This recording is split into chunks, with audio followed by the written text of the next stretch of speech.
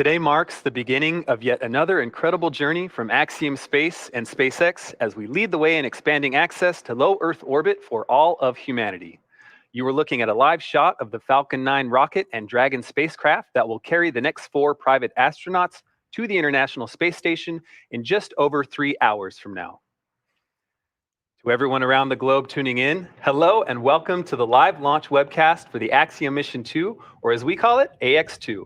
My name is Duke Brady, and I'm a multimedia specialist with Axiom Space, based out of Houston, Texas.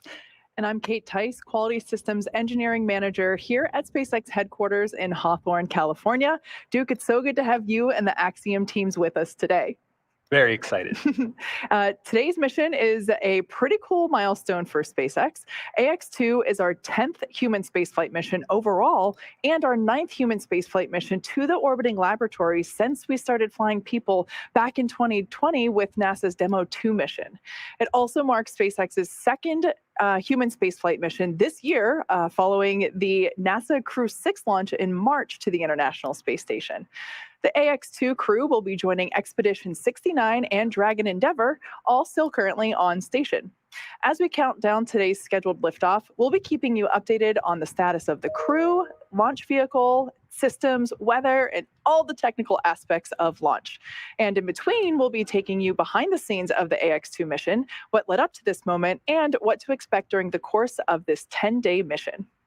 For Axiom Space, this mission builds on the incredible success of our first all-private astronaut crew to the ISS last year, the AX-1 mission, and takes us one step closer to building and operating Axiom Station, the world's first private space station, which is currently under construction.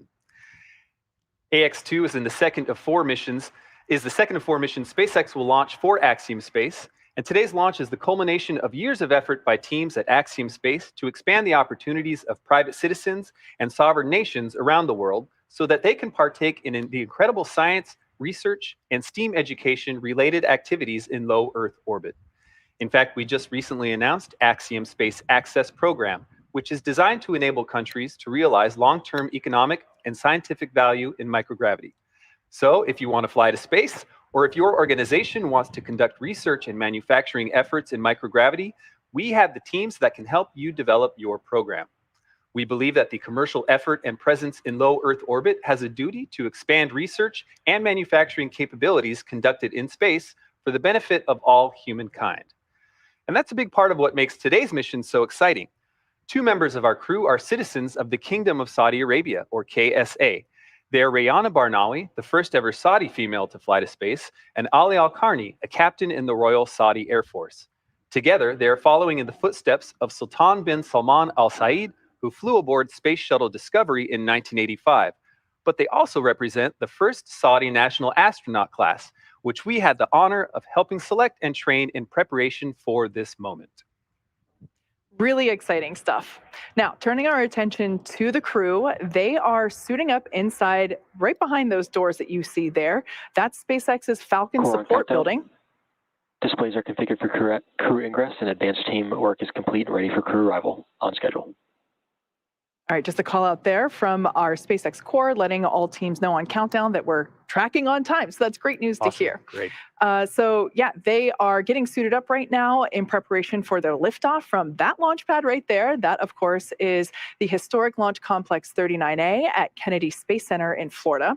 Once they arrive at the space station, the crew will spend 8 days living and working on board before returning to Earth. Yes, and over the course of that 10-day journey, the AX2 crew will conduct a wide range of research, including several experiments that will help us understand more than ever about how our human bodies respond to microgravity. The data they'll collect will be critical to furthering human exploration of space, and along the way will inspire dreamers, thinkers, and explorers to follow in their footsteps. Every human spaceflight crew is unique, with each astronaut bringing their own background and expertise to the mission. With that, let's introduce you to the AX2 crew. The AX2 mission is commanded by retired NASA astronaut Peggy Whitson. Born and raised in Beaconsfield, Iowa, she was inspired, along with the world, when we watched the Apollo 11 crew walk on the moon. She has since become the most experienced American astronaut and one of the most decorated. Whitson flew 3 long-duration missions to the ISS and has more cumulative time in space, 665 days, than any U.S. astronaut and more than any woman in the world. She has conducted 10 spacewalks with over 60 hours out in the vacuum of space and has performed hundreds of research experiments on board the ISS. Not only is she the commander for this mission, but Peggy also serves as the director of human spaceflight for Axiom Space. The pilot for AX-2 is private astronaut John Shoffner. Born in Alaska and raised in Kentucky, Shoffner is a STEAM education advocate, business pioneer, and lifelong space enthusiast. A pilot since the age of 17, John has over 8,500 flight hours holding commercial, instrument, single-engine, and multi-engine ratings in land and sea aircraft, as well as helicopter. He also holds ratings in former military jets and high-performance radial engine aircraft. As an athlete, John has years of competitive experience in water skiing, cycling, whitewater kayaking, hang gliding, skydiving, and base jumping.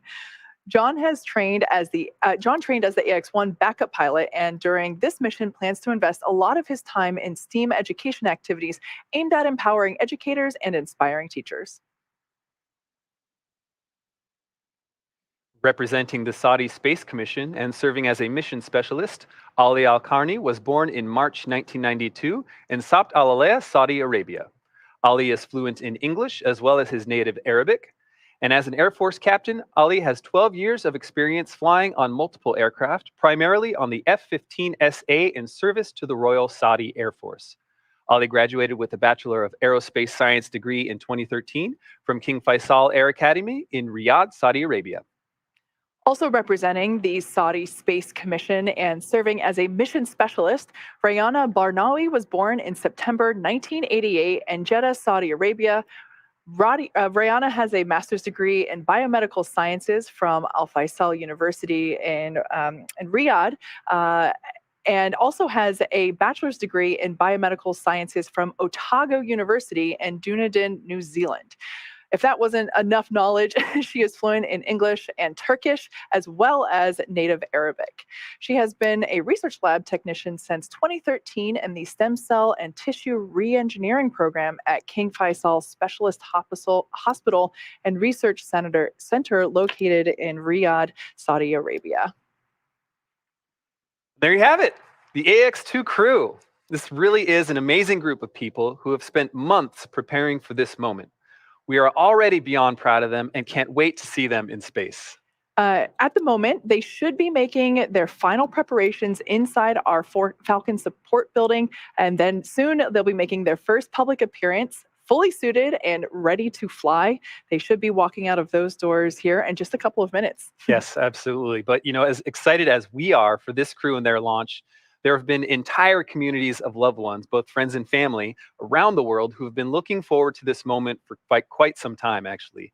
So to Peggy, John, Ali, and Rayyanah, here are a few words from those who love you to help mark this occasion. Hey, John, just wanted to take a second and give you a big shout out and tell you how proud we are that you're representing Middlesbrough and all of us on your mission to the International Space Station. We want to say thank you for allowing us to be part of your experience and taking us beyond the crater.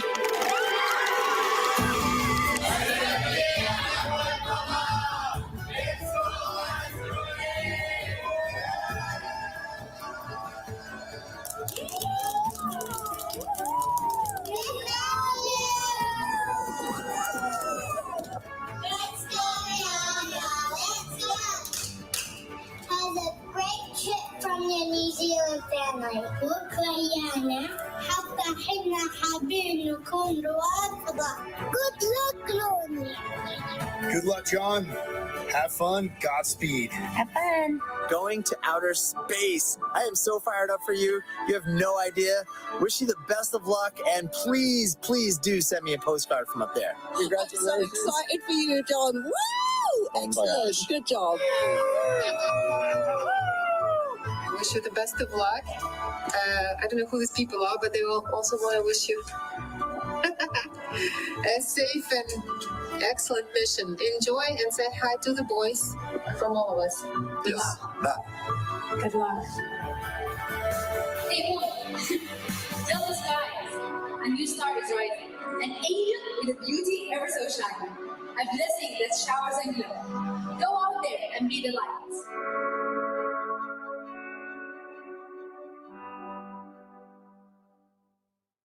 Such a sweet insight into all that support and all those friends and family. Super touching. That's great.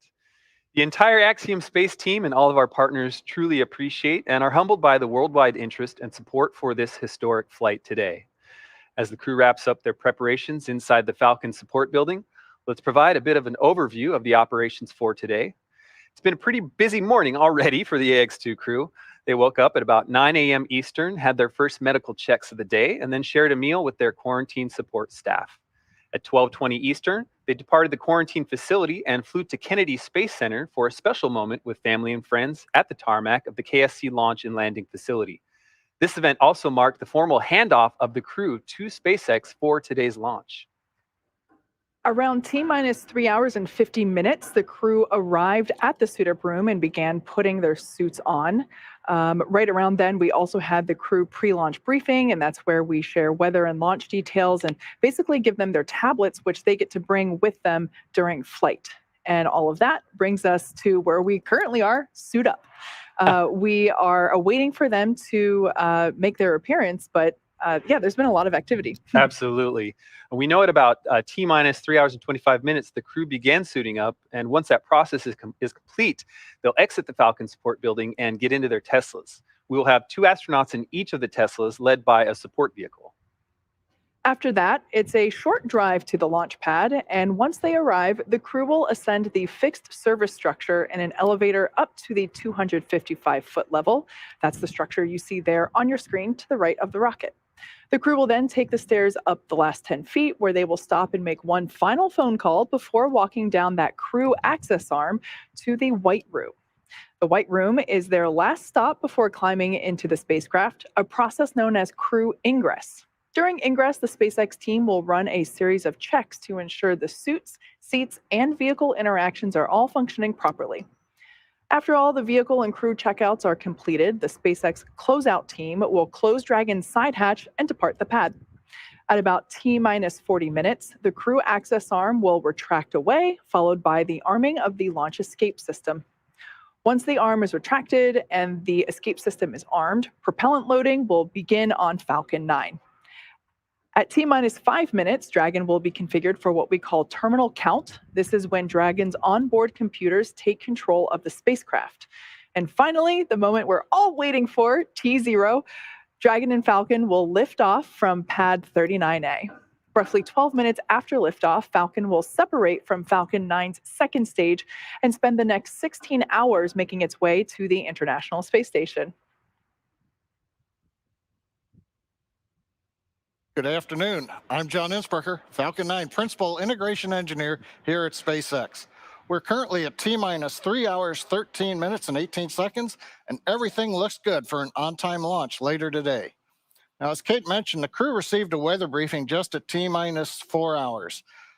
Now, the good news is the probability of violating launch conditions has decreased since yesterday. We're down to only a 25% chance of a violation today. The main constraint we're tracking is upper altitude anvil clouds. The ground level winds are not a concern. We're up to about maybe 17, 18 miles an hour. The upper level wind shear also is expected to be low, but as we get later in the afternoon here in Florida, the upper altitude winds could blow some of the clouds inland over the launch site and the ascent trajectory. We are, of course, tracking weather all along the ascent and recovery corridors today, and we'll keep you posted as we continue to monitor those environments. But currently, ascent weather looks good. At pad 39A, as you can see on your monitor, Falcon 9 is powered up. Engine checkouts were performed overnight. Pressurization of the gas storage tanks on the Falcon 9 completed about T-minus 4.5 hours. Now, at T-minus 2 hours, Falcon will begin its final checks for launch. There will also be a communication check with the crew coming up at about T-minus 1 hour and 55 minutes. And of course, propellant loading will begin at T-minus 35 minutes. Now, as with all of our launches to the International Space Station, we have an instantaneous launch window at 5:37 p.m. Eastern Daylight Saving Time, or 21 hours, 37 minutes Universal Time. If for whatever reason we are not able to launch today, Our next opportunity will be just under 24 hours later on Monday, May 22nd.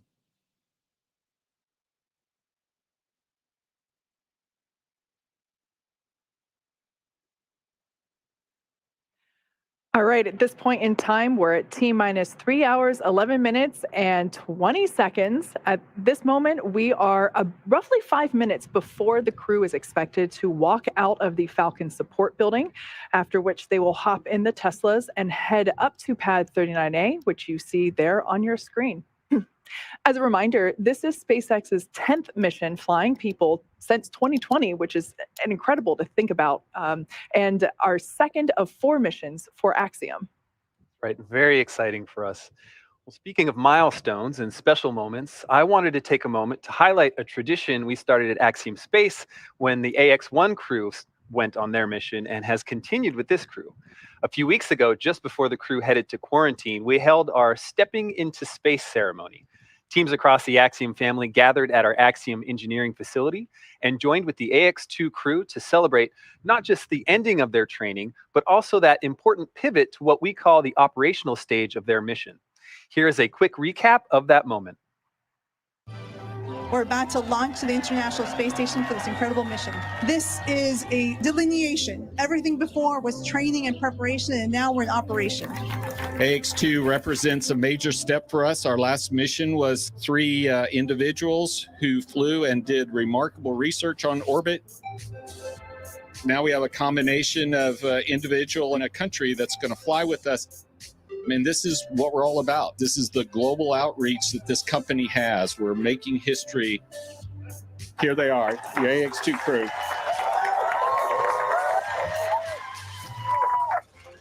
Wow, we are really, really excited to be here today. I think it's so important that you're here because without you and all your contributions, all your hard work, your dedication, we wouldn't be up here ready for spaceflight, and we are. To continue to celebrate this moment, one of the things that we did a scan of the right foot of each of these astronauts, an homage to the Apollo program and the images that you see from the first launch of the moon. And there's a plaque. This is only the first class of Saudi astronauts back home, so we're just looking for more and more to join. That little voice inside you is real. Listen to it. My father used to share with me a part of a poet he likes. It says, "He who fears to climb mountains will forever live among pits." I would say to everyone, just find your mountain, keep climbing. It's not going to be an easy ride. You might stumble and fall, but always have the passion and the thought of what it's going to feel like once you are on top of the mountain and looking down. I'm sure it's going to be an amazing view and experience. Live outside your comfort zone. You're capable of so much more than you might believe. So try things that you think you might not succeed at, because you'll find out that you really are much more capable. One more round of applause for our crew for the AX-2 mission. Woo! Go AX-2!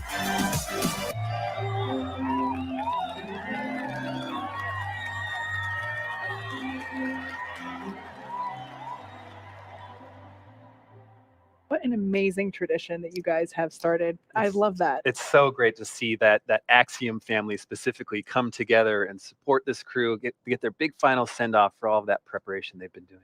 Now, we are just moments away from seeing the crew for the first time today. This is a live view outside of our Falcon support building located... Core on countdown, suit donning and checkouts are complete. Stand by for walkout. We're on schedule. All right. Almost perfectly on cue there. That was the SpaceX core calling out on our countdown nets to let the integrated teams know that all of our crew members are in their suits. They went through the appropriate checks and fit-ups, and we should be seeing them walk out these doors any minute now. I love the serendipity of that moment. That's going to be the rest of the day, right? Everything's right on cue. Yeah, I like it. Well, this is certainly a big moment for them. That moment at Axiom where we have this stepping to space send-off is a big one, going from that training to operational phase. But this might be the next big one, the next big step for their mission. Now, we have seen the crew in their suits, In the days leading up to launch, we had a dress rehearsal a couple days ago. I guess that was Friday. And so we've seen the crew walk through and rehearse all of this, but this will be the first time that we're seeing them on the day they get to go to space. I have to imagine it feels completely different. But I also think maybe their training has made this sort of normal. They're in the mode. They have the muscle memory at this point. Something's familiar, but some things have to also be a little heightened today. Absolutely. Now there we can see the 3 Teslas that will take them up a short distance. It's a little bit less than a half mile from those doors to the elevator doors at the base of pad 39A. We will see Commander Peggy Whitson and pilot John Shoffner together in one of those black Teslas, while the mission specialist AlQarni and Rayyanah Barnawi will be partnered in another. So like we said, it's a short drive. They could walk it, but I've done that walk. It's not great, especially, it's pretty warm in Florida already and a little humid. So we want to keep everybody cool and comfortable. So they're going to hop in these vehicles and head up. Launch director in the countdown net. The crew is beginning their walkout to drive to the pad at this time.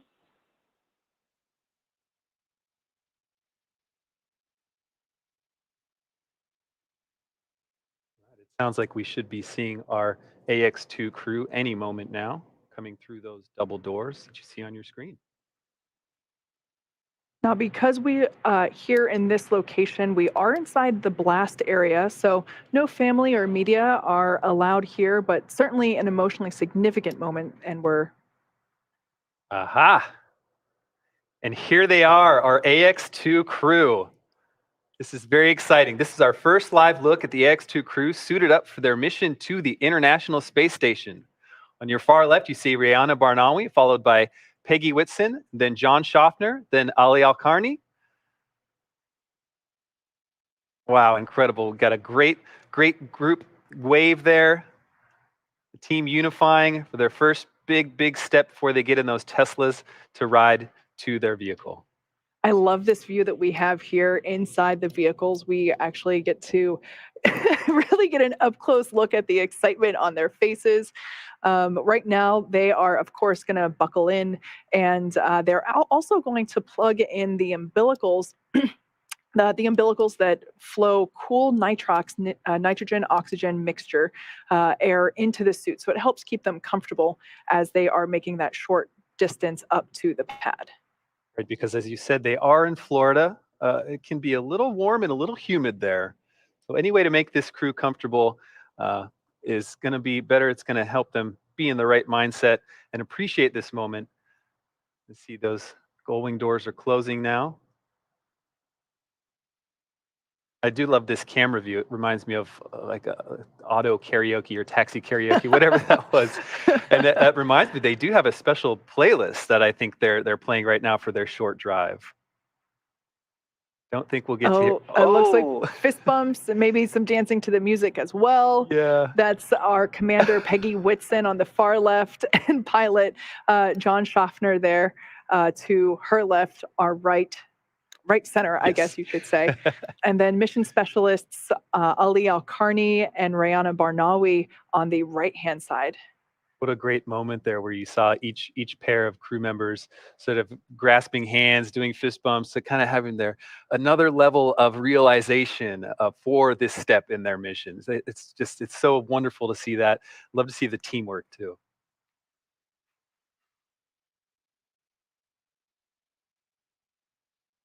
This is a very special moment for Peggy, but thinking about her, she actually had her first mission to space on STS-11, which launched from this very pad 39A on June 5th, 2002, just shy of 21 years ago. She would have been transported out on this very stretch of road and ridden the same set of elevators to reach the Space Shuttle Endeavour. Now today, just everything else is basically new. The suits, the rocket, obviously, all of those things are new, but it's pretty fascinating to think of this throwback. And actually, here's a photo of then rookie astronaut Peggy Whitson. Wow. I love that. That's incredible. Here she is in the White Room. And actually, as this crew rides out to their rocket, their commander, Peggy Whitson, wanted to share a special message with them and to each of you who have helped make today possible.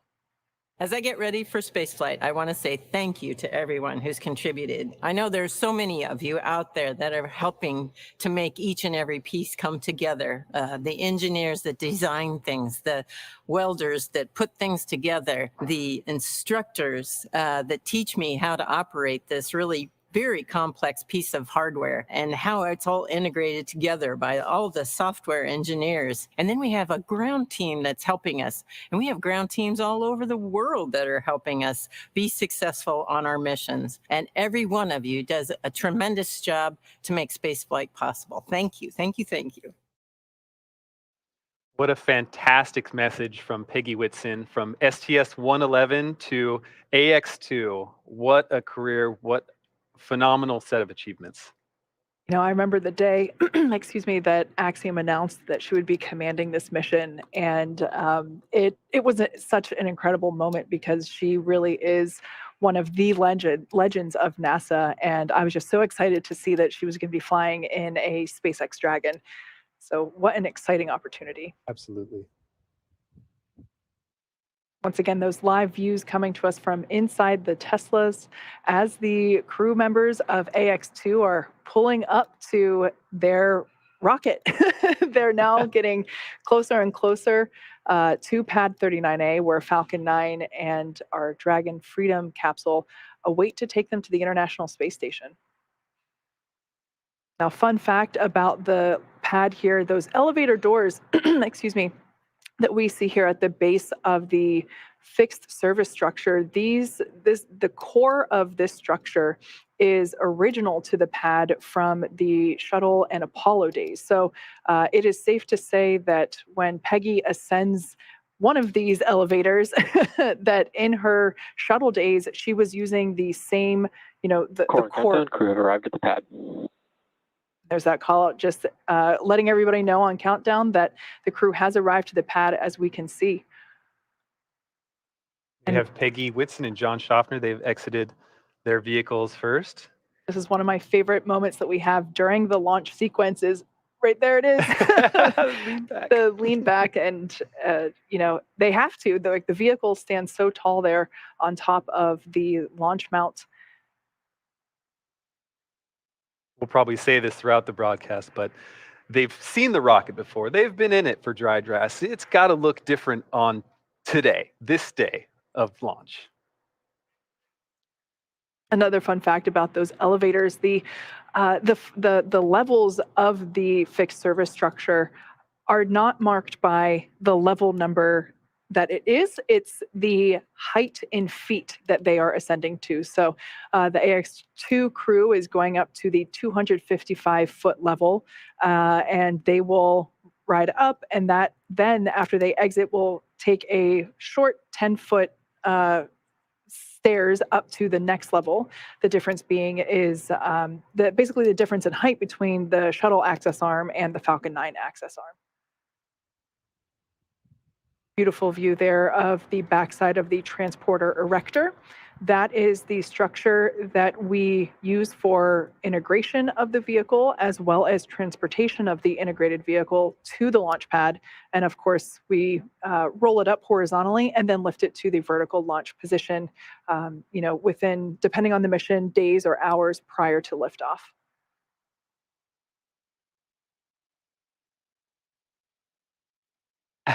There you see Ali and Rayyanah doing an excellent lean back for that view. You can see the excitement, hands clapping.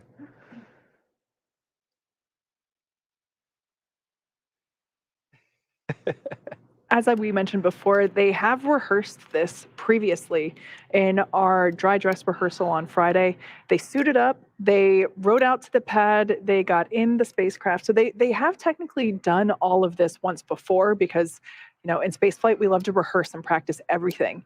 And really, like the moment for them to look up and realize that these are their last steps on Earth for a few days must be such an incredible moment. The day that they actually get to go to space. It's a moment that they've all trained for a very, very long time for. Absolutely. So exciting. You see now in your screen, that's Peggy and John. I believe they're using the phone to make their phone calls before launch, the last calls. Now, for those of you looking at the view here and wondering what those arrows are for, those arrows point the direction towards safety in the event that the crew needs to leave the area quickly.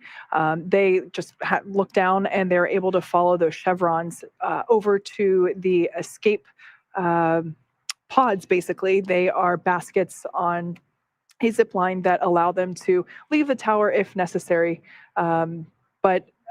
It's a little counterintuitive because they're walking opposite of the arrows, which of course makes sense because they're going to space, not away. Rayyanah and Ali have gotten to the top of the stairs, so they will have their turn to use the phone for their last calls. That's a pretty cool view there. We see them, they're just in the fixed service structure tower, not yet going across the crew access arm. That access arm, of course, is what connects the tower to the launch vehicle.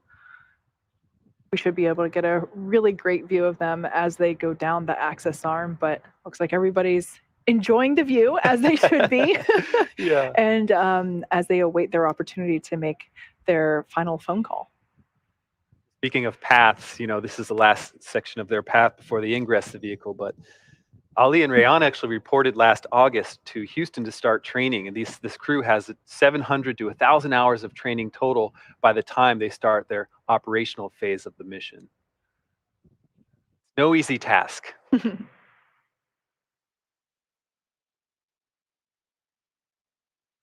Now, the folks that are dressed in the all-black bodysuits, those are members of the SpaceX suit and closeout team. So these are the SpaceX employees that will be assisting the crew through their egress and suit leak checks. For FOD, which is foreign object debris, something that we want to avoid at all costs in the spaceflight industry, we make sure that everyone, all the the personnel in this part of the phase are preventing FOD, and that is why we see them dressed in those bunny suits like we do. Coming down the arm now, you see here's Commander Peggy Whitson and pilot John Shoffner taking a nice look at their rocket through the window there. Smiles. Yeah. It's incredible, to see someone like Peggy that has been to space so much, one of the most decorated NASA astronauts ever, to still be so excited. It's really heartwarming. We see here now that Peggy Whitson and John Shoffner have now arrived to the White Room. This is a great shot of where they will get to actually, right on the wall, they're going to add their signature to our basically wall of fame. Everyone crew at the White Room. Everyone that flies on a Dragon mission has the opportunity to add their signature. We can see them adding their signature there to the black SpaceX logo, joining the names of the Axiom 1 crew as well as the Inspiration 4 crew.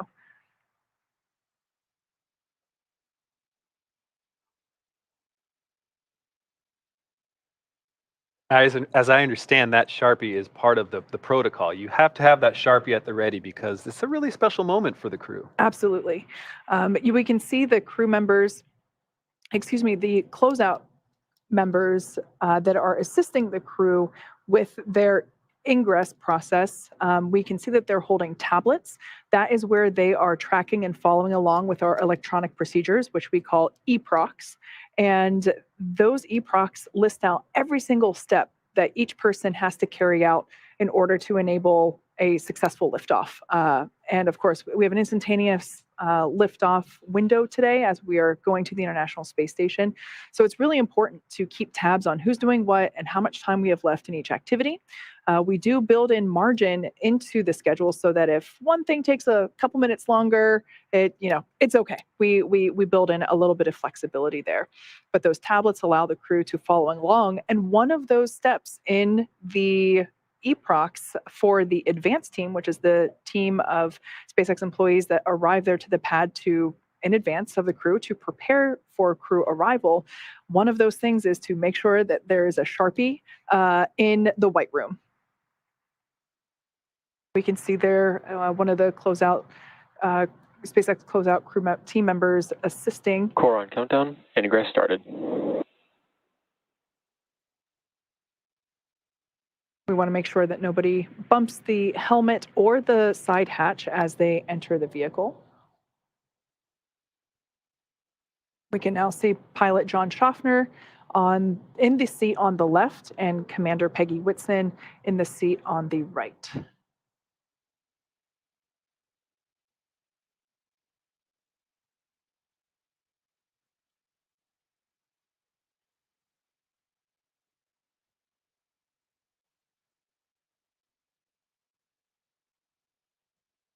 The seats that they're sitting in utilize a 5-point safety harness, so it's a little bit more advanced than the seatbelt that we have in our automobiles here on Earth.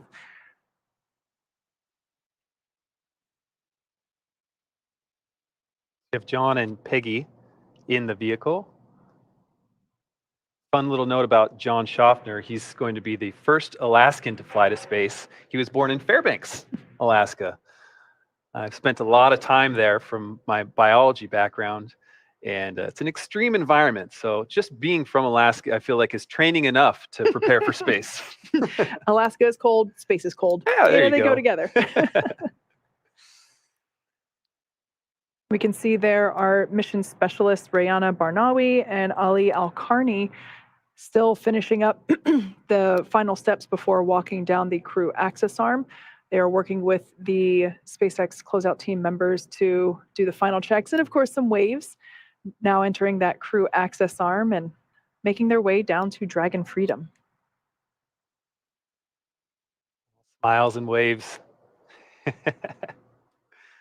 All right, thumbs up from the KSA mission specialists, Rayyanah Barnawi and AlQarni, as they enter the white room and likely go straight to signing that SpaceX logo next to the AX-1 crew and joining their crewmates' signatures. It's really incredible for this new era of space travel to be forming, where we're going to have sovereign nation representation on that signature wall. It's just really exciting to see the evolution and change of things here as we grow commercial spaceflight. Absolutely. Space for all. Yeah. You mentioned this closeout crew. It's really, as Peggy said in that send-off video too, it's really phenomenal to think about the size of these teams and every pair of hands that gets put on these mission preparations and to make this crew perform their mission successfully. It's incredible to think about all of those people involved. It's as though they're not traveling just for themselves or even their countries, but like you said, it's space for all. They're traveling for all of humanity.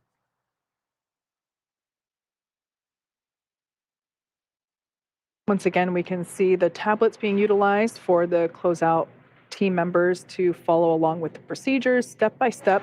They're also marking off when a step is completed and essentially just keeping track of what is remaining, what open work remains. We can see here they're going through and doing the final zip ups of the gloves, for comfort reasons. Excuse me, for comfort reasons, we don't make them do final suit up, I should say final suit up with all the zippers and whatnot, so that they can still be comfortable as they're riding up and making their phone calls. And this is the final check to ensure that everything is locked in place with those zippers and fasteners. We can see now that pilot John Shoffner on the left and Commander Peggy Whitson on the right are in their seats, getting those final strap in with that seatbelt. We can see that they have tablets on their legs, which allow them to also follow along with the same procedures step by step.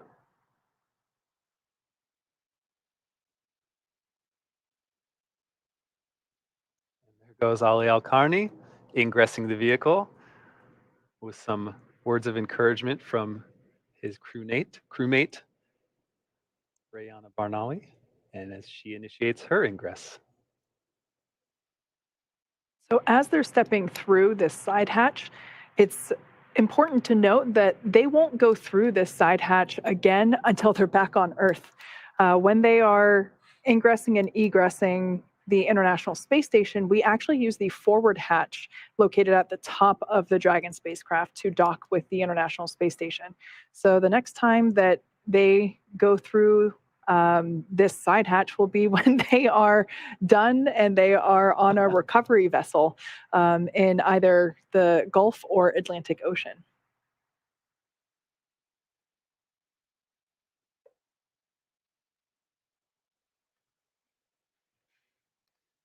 Okay, we're getting our first looks of our full crew seated inside the Dragon. On the far left, you have Rayyanah Barnawi, followed by John Shoffner, Peggy Whitson, and AlQarni.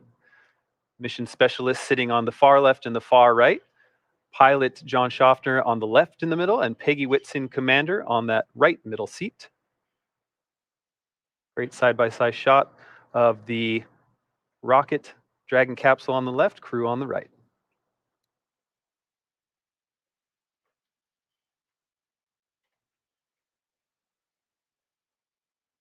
We can see there, in addition to the tablets that the crew uses to follow along with everything that's going on, they also, I just love this view. This is coming to us from our drone that is circling pad 39A. You can really appreciate, one, what a beautiful day to go to space. I love it whenever we can see this coastline come into view.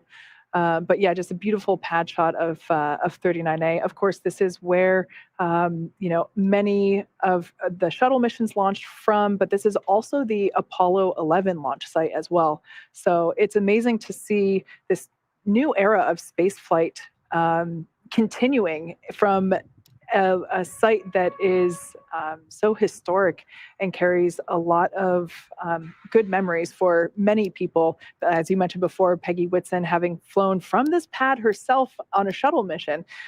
So I just think that's so amazing that we're able to continue spaceflight from such an important piece of ground.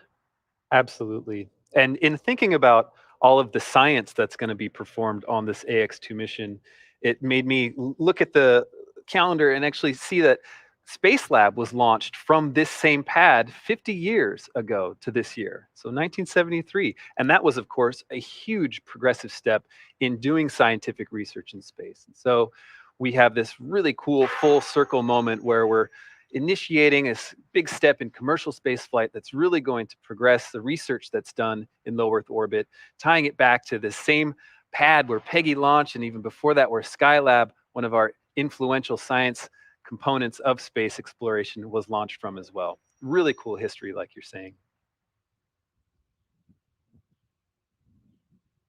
This here an exterior view of the Crew Access Arm and Dragon Freedom. Well, today we are carrying 4 people to the space station. Dragon can actually seat up to 7. The additional 3 crew members would be located basically under where the 4 seats that we use as we see today in lieu of cargo. So underneath the astronauts, as we see now, there is actually cargo located underneath them. Within that cargo will be things that they use like food and water, as well as the clothes that they will get to change into once they are able to take off or doff their spacesuits. Once they reach orbit, they'll be able to take off the spacesuits and change into other clothes and basically sleep in that while they make their way to the International Space Station. And we can see here the tablets that they have that they follow along with the procedures on the left leg, but on the right leg, we see another rectangular shape. That is the connection point for the umbilical. And that is where the basically the interface is for flowing, again, some more of that cooled nitrox, which is a nitrogen-oxygen mixture. That air gets flowed into the suits to help keep them comfortable. It's the same stuff that scuba divers use in their breathing tanks. The umbilical is also what connects the electrical and communication and avionics. So that's how we basically get telemetry to and from the suit and in addition to those communication packages. Now, the seats they are sitting in are custom sized for each astronaut. So if you think of the human body, and some people might have longer legs and shorter torsos, and vice versa, where they might have longer torsos and shorter legs. Thought we were going to get some communications there. Sounds like we had some in-capsule audio, so that's good to hear starting to come through. But yeah, all the length of the seat that they are sitting in, as well as the length of the footrest and the length of the armrest, are all sized appropriately for each astronaut. So really helps to make sure that they stay comfortable as well as safe through all phases of the mission. Their spacesuits are also custom sized. And they actually come here to Hawthorne not only for hours and hours of training on procedures and operations, but they also come on site here to try on the suits and make sure that everything is fitting well, make sure that as they go through, the motions of executing something while they're on orbit, making sure that everything is super comfortable and nothing is rubbing in the wrong places. Since the beginning of the space race in the 1960s, a custom patch has been used to represent and identify individual missions and their crew. It is also a long-held custom that the crew influence or outright design their own patch, injecting it with symbolism and personal elements to commemorate their journey. This crew has continued this long-standing tradition with their official AX-2 mission patch. Take a look. The AX-2 mission patch highlights the beauty of space, hope for the future, and the important role of the ISS to unite the best aspects of humanity. Shown prominently are the mission name, AX-2, the family names of the crew members, and the flags of the United States and the Kingdom of Saudi Arabia, the two nations represented on board today's flight. There are 5 shapes drawn as constellations, and these represent the crew's intention to focus on inspiration, education, and teaching through STEAM education initiatives. And so there's a constellation for science, technology, engineering, arts, and math. The arched path leading from the Earth to space is colored lavender, which is a culture significant in the Kingdom of Saudi Arabia, symbolizing hospitality. That arched path and color also reflect KSA's desire to be part of the space sector and position itself as a contributor to the global space community. Then, naturally, the space station is central to the image as the destination of this crew, while Earth is featured with prominent horizon lines symbolizing optimism, hope, and inspiration. Just as you see this mission patch worn by the crew on their flight suits, this patch is currently adorning the walls of Axiom Space's Mission Control in Houston and is placed in a position of honor everywhere this crew is being supported for the duration of their mission.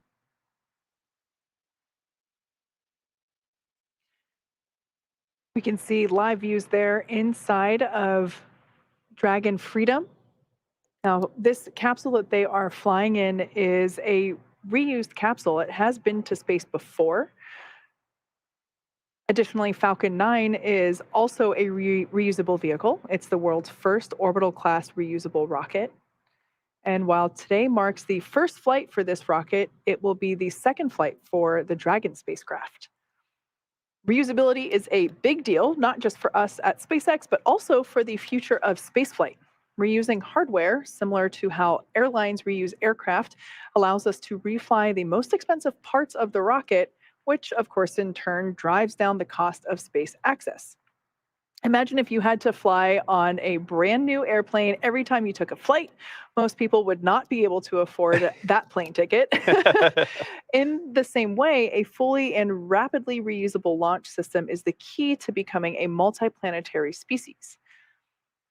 To date, SpaceX has completed 39 Dragon missions, including 36 visits to the International Space Station, and 18 of those 36 missions have actually been on reflown Dragons, which is pretty awesome. As you've heard me mention before, the Dragon capsule flying today, named Freedom, will be making its second trip to space. It previously supported the NASA Crew 4 mission in April 2022, so just over a year ago.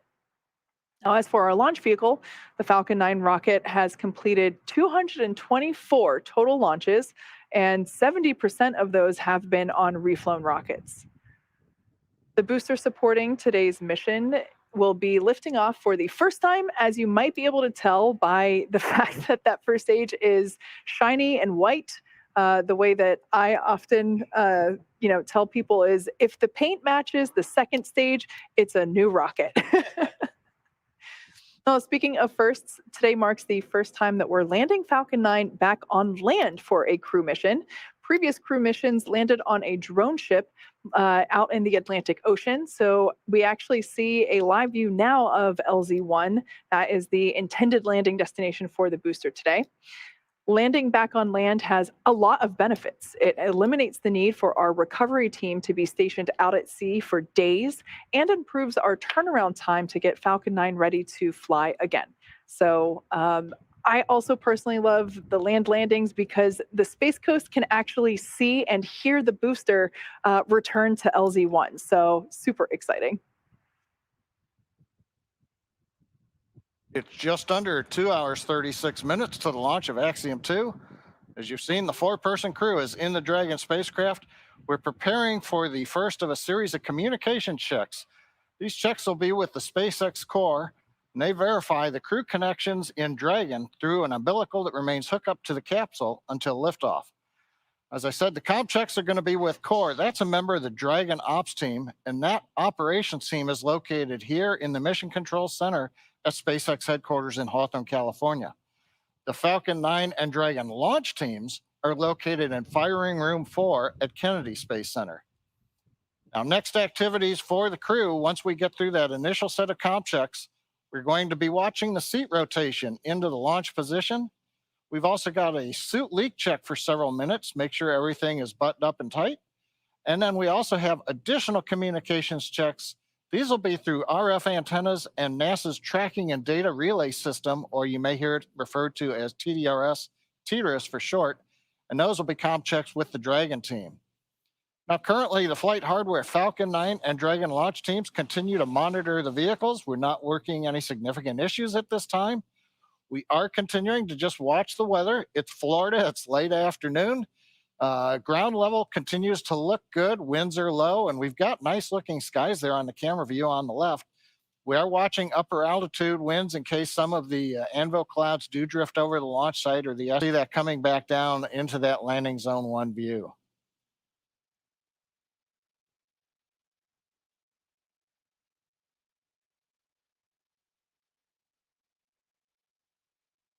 Right now, just waiting for the word from the crew that they're ready to begin their communications checks.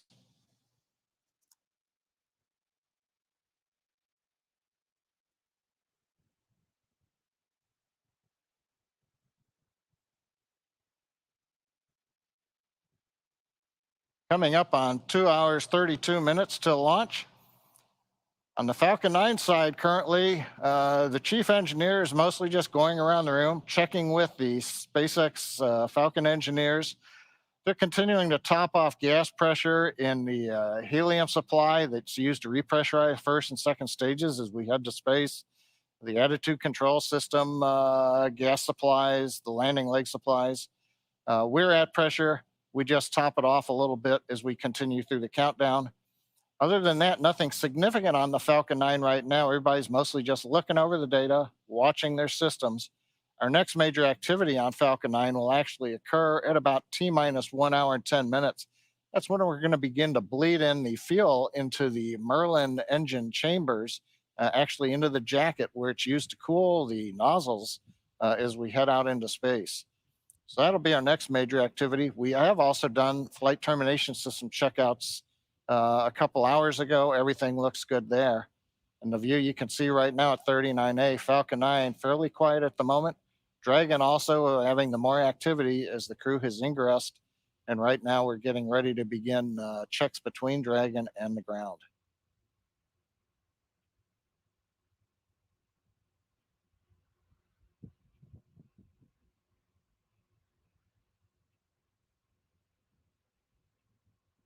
We're now T-minus 2 hours, 30 minutes, and 42 seconds until liftoff of Axiom 2. Heading to the International Space Station, we have a T0 time of 5:37 p.m. Eastern Time, 2:37 p.m. Pacific Time. as John mentioned, and as you can see on screen, weather's cooperating at the moment. We can see the exterior of the capsule there. This is actually a great shot because not only can you see the service section, which is where the crew is, you can also see another great view of the trunk. This is where we are able to put unpressurized cargo, and that trunk is the part that will be jettisoned before the crew actually return to Earth. Great view coming to us from our helicopter circling the pad. You can also see below the trunk the white second stage, below that the black inner stage where we have the grid fins attached, and then below that the white first stage.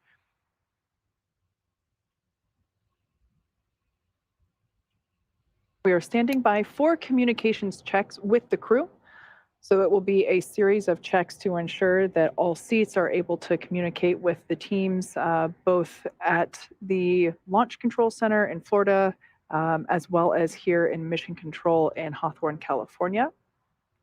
After we get through comm checks, we will perform leak checks on the suits. That's important, just to ensure that all of those zippers on the suits and the fasteners are all in the in their final position, they're closed, and we pressurize the suit in order to basically test that it can hold that pressure over a period of time. In the event of an egress scenario, or excuse me, not egress, of a launch escape scenario after liftoff, the spacesuit actually functions as a mini spaceship within the spaceship. It's able to hold that pressure while the crew return to Earth.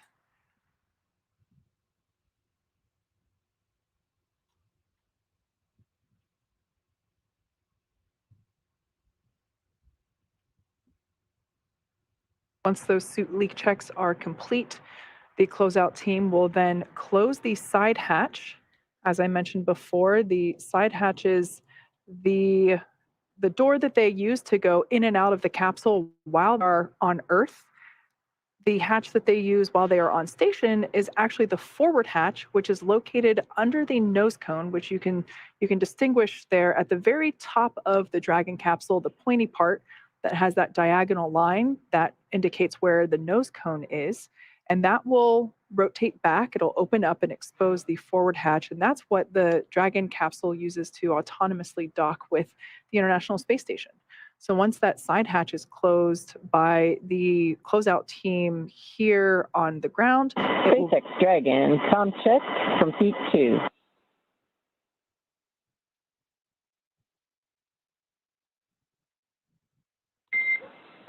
Loud and clear, Peggy, from SpaceX. How me? We have you loud and clear.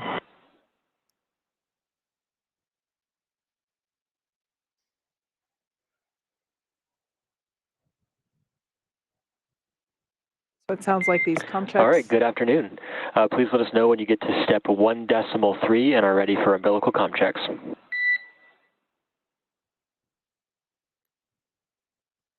Welcome.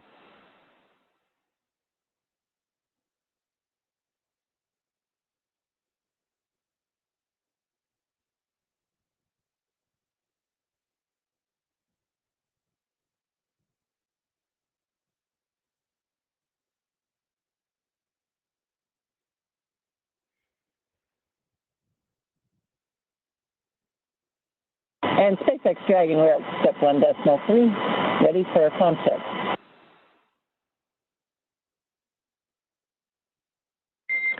SpaceX copies. Stand by for umbilical comm checks. Welcome.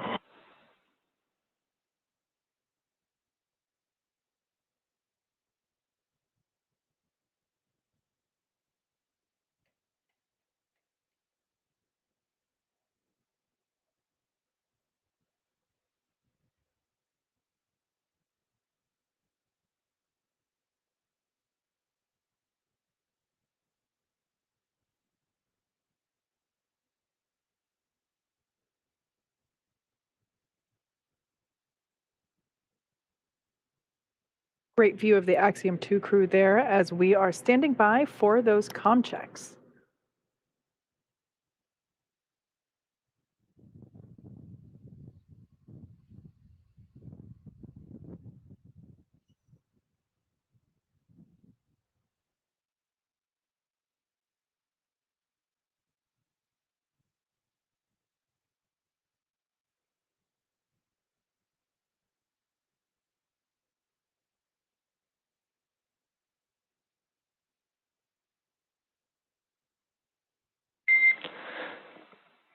Commander, pilot, MS1, MS2, comm check.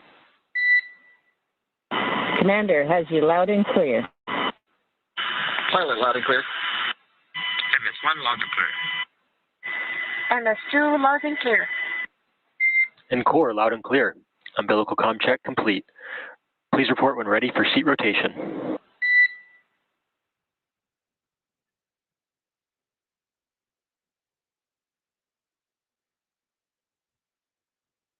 All right, all good news there. All those comm checks checked out, and we are now... SpaceX Dragon, we are ready for seat rotation. SpaceX copies. Will report when initiating. As the name indicates, these seats are going to rotate back into the launch position. This will enable the crew to have easier access to those crew displays located above their heads.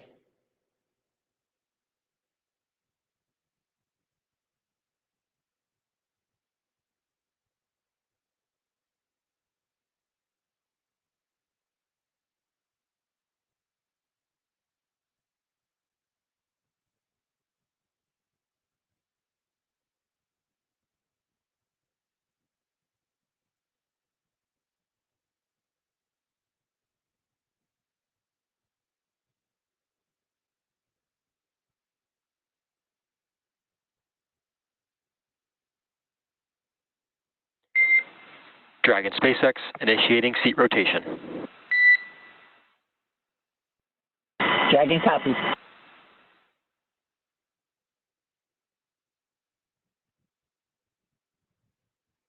We can see those seats now rotating back into the launch position.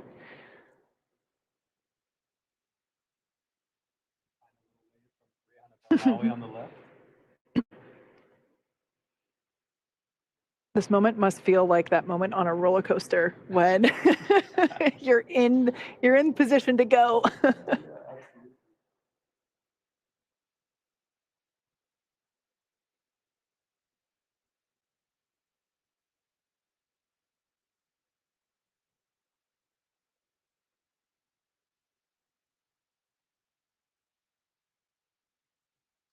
We are at T-minus Dragon 2 hours. SpaceX, seats are in the launch position. Dragon copies. Okay, a comm there confirming that the seat rotation has been completed. We are at T-minus 2 hours and 22 minutes and 6 seconds from liftoff of the AX-2 mission from Kennedy Space Center in Florida, carrying 4 Axiom astronauts, Peggy Whitson, John Shoffner, AlQarni, and Rayyanah Barnawi, aboard the Crew Dragon spacecraft. It's been a very exciting day so far. The crew shifted their sleep cycle to match that of the International Space Station and are currently inside Dragon going through their pre-launch checklists. As of now, the astronauts have already completed their comms checks. That helps to make sure that they can communicate with the teams on the ground. Their seats have rotated from upright to their reclined launch position, which allows them to see and access the display panels there above their head. Up next will be the leak checks to make sure their spacesuits are in proper working condition before liftoff and to do final inspection of the spacecraft. So at this point in time, we're going to stand by, await for those suit checks. We expect them to happen here in the next couple of minutes. After those are complete, the closeout team will be closing the side hatch for flight. That's one of the key... Dragon SpaceX, you are go for Section 2 suit leak check preparation. Copy, go Section 2, suit leak check preparation.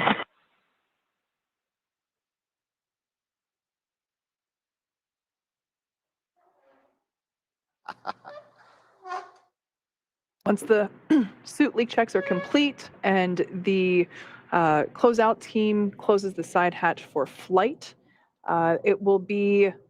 things will start moving a lot quicker. The opportunity for going back and rechecking, everything is still, we're able to do that before the side hatch closes. So that's why we wait to get through the comm checks, the suit leak checks, the seat rotation. We wait to close the side hatch until all of those are complete so that in the event that For example, if a zipper isn't quite in place, one of the closeout team members can re-enter the capsule, help the crew member get that into place and re-perform the suit leak check, or whatever it might be. Now, after we get that side hatch closed, the closeout team will depart the pad, and then around T-minus 1 hour and 30 minutes, we'll do launch escape system checks. And then we fast forward to T-minus 42 minutes, and things really start happening in rapid succession. SpaceX Dragon, care is complete. We're ready for leak check.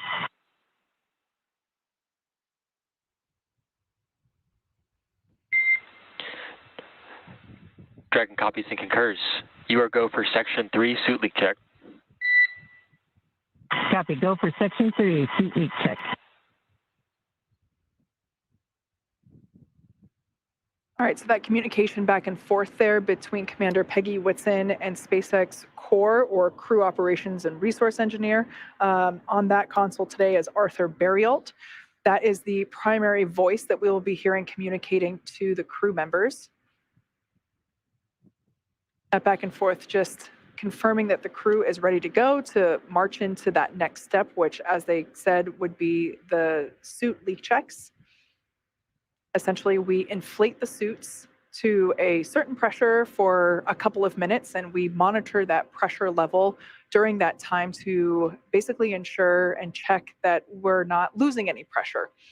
If we see a pressure loss, that's an indication that something isn't quite fitting right. Maybe there's a little bit of FOD in the visor, so it's not closing completely, or the zipper might not be zipped up completely. So one of the closeout team members will go in and help resolve whatever is causing that, and then they, in that case, would re-perform the suit leak check. But when we did a dress rehearsal on Friday, we got to this step, and they breezed right through it. Yeah. So.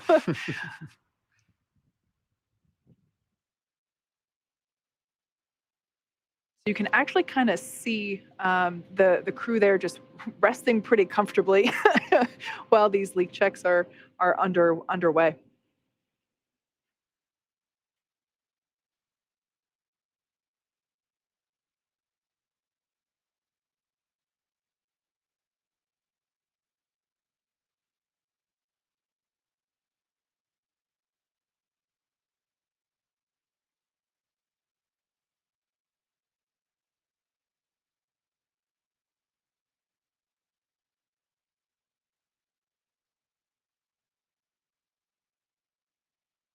So suit leak checks are now underway. We're just holding that pressure and monitoring that pressure level in all 4 suits to ensure that there's no leakage.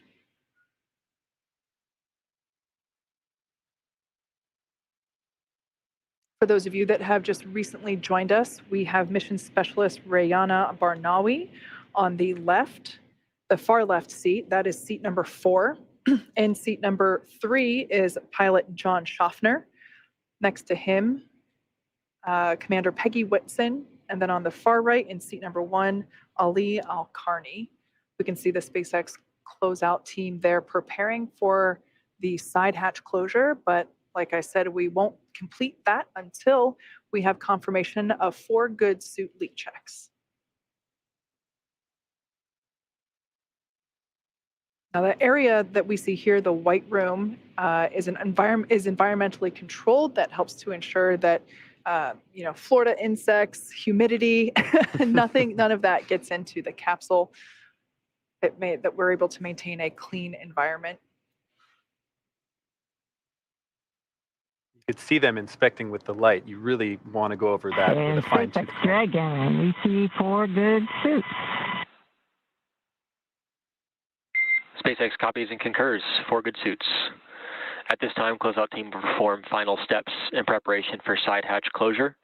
Proceed to Section 4, side hatch close, and report when ready to close hatch. We'll go for Dragon. All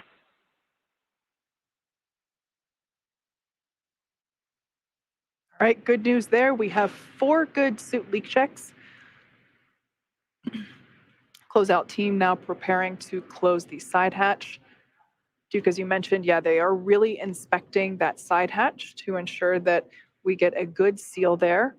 Very similar to the suit leak checks that we just performed, we will do a leak check on that side hatch where we inflate the seal around the hatch, again, to a certain pressure for a certain amount of time. We monitor that pressure for any decay or pressure loss. And SpaceX Dragon, we are ready for the closeout team to close the hatch.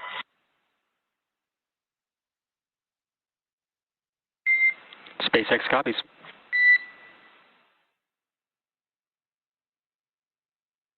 I think that's a very polite way of saying it's time for them to go so we can go to space.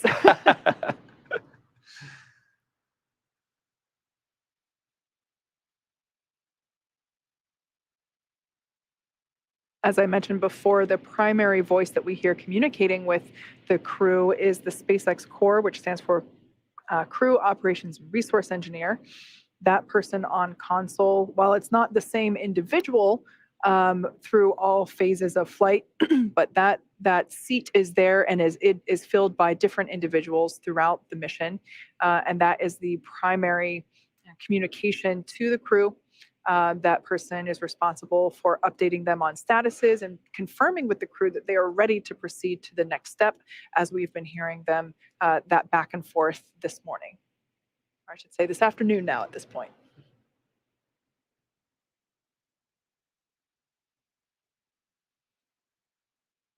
Once we get the side hatch closed, we can see that there's still a closeout team member there under their feet, kind of in that cargo location. It's kind of hard to visualize, but if you want to compare it between the view on the left and the view on that right, on the right-hand side, that closeout team member. Dragon SpaceX, comm check over ground stations. Dragon has you loud and clear over ground station. Core loud and clear. Ground station comm check complete. Stand by for TDRS comm check.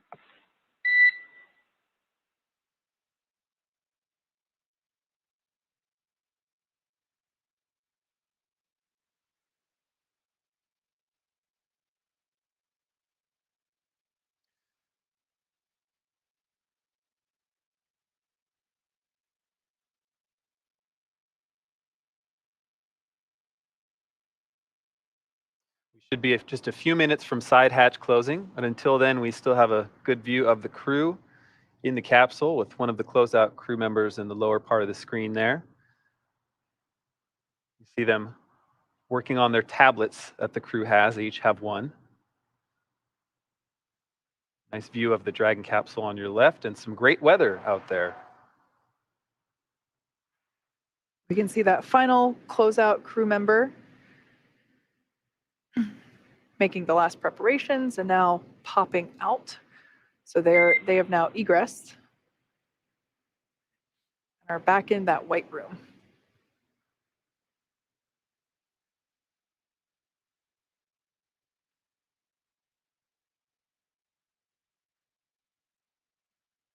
As I was saying before, it's kind of hard to visualize if you've never been inside the Dragon capsule, you know, kind of the orientation of where the viewpoint is to the right.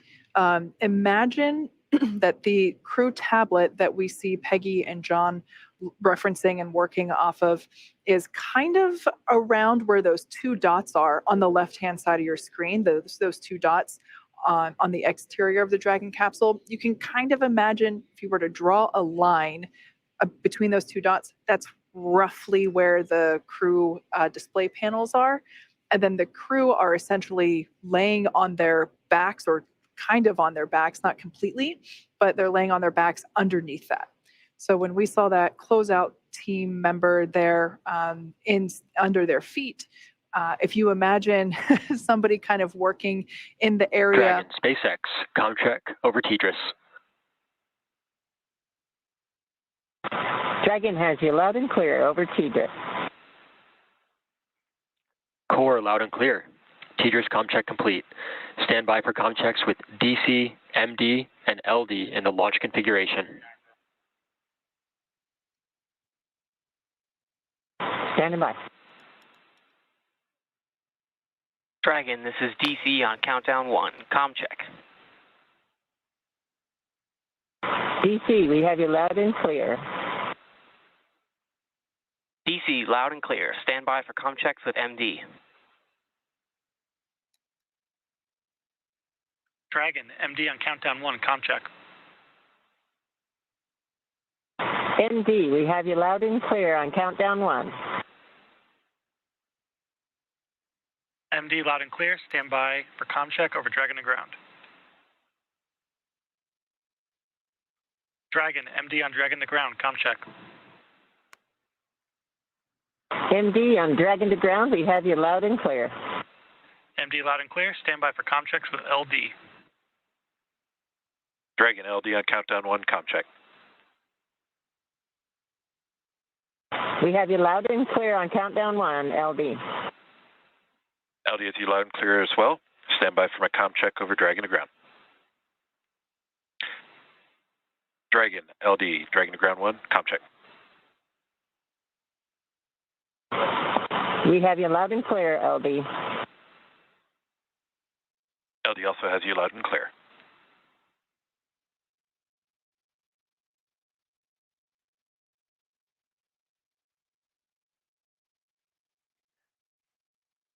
Dragon, SpaceX, launch configuration and comm checks complete.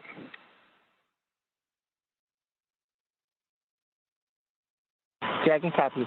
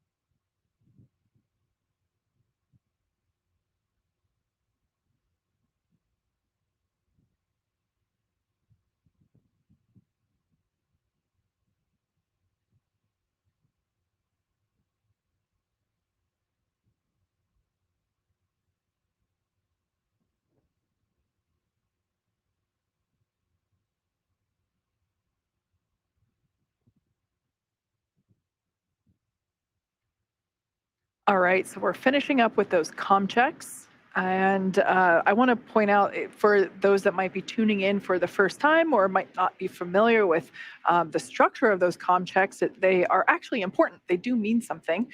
So when we hear, for example, we heard Dragon MD on countdown 1. That is a structure basically saying, hey, who they are calling. So the mission director or MD was hailing the Dragon capsule. So they say Dragon MD, then to identify who is hailing them, and then on the countdown net in which they are, and then the communication net that the loop that they are speaking from. And that's important whenever you have multiple loops and you want to know who's talking where. So in that instance, we heard, the mission director, who for today is Ken Gamerick, SpaceX mission director, basically, continuing with those communication checks. And once we have all of those wrapped up, we will be able to continue on. And that the next step would basically be to perform, close the side hatch and perform that leak check that we were talking about a little bit ago. Yeah, we can see those closeout team members there as they are standing by for the go to close the side hatch. As we saw earlier, they were inspecting the side hatch very carefully for any foreign object debris, which in the aerospace world is known as FOD, F-O-D. And we can see them there just doing their final team checks. You can see the crew there on the right-hand side of your screen following along with the procedures. They do not have games on their tablets, so that's a question I've sometimes get.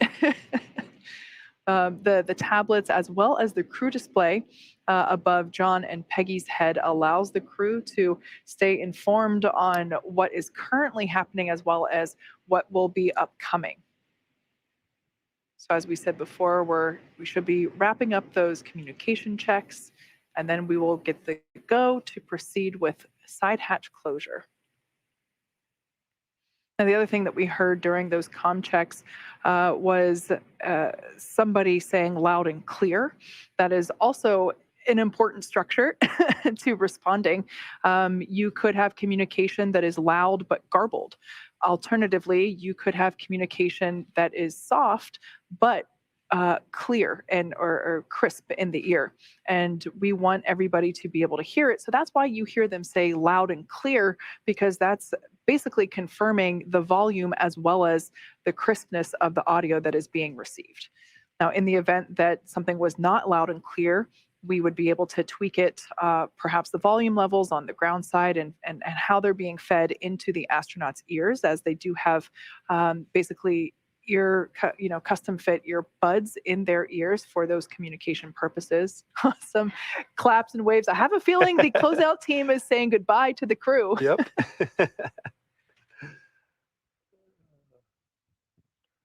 Dragon SpaceX. Closeout team is taking final steps in preparation for side hatch closure. Stand by for transition to pad hatch closed. Ensure all items are secure from now through launch.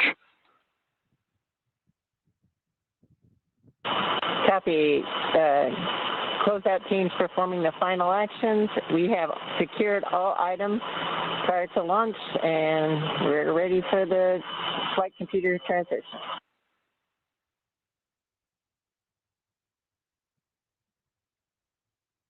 So great news there, as we suspected, the closeout team saying farewell and fair wishes to the Axiom 2 crew. They're now getting ready to close the side hatch.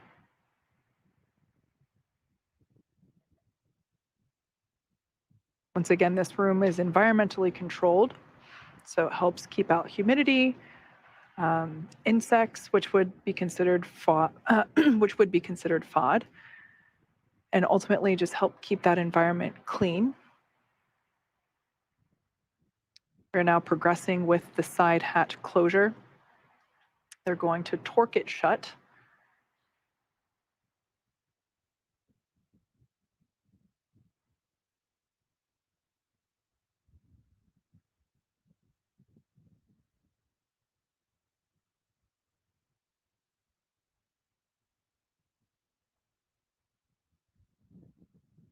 They will now attach equipment that will allow them to inflate the seal to pressurize, pressurize the seal around the side hatch.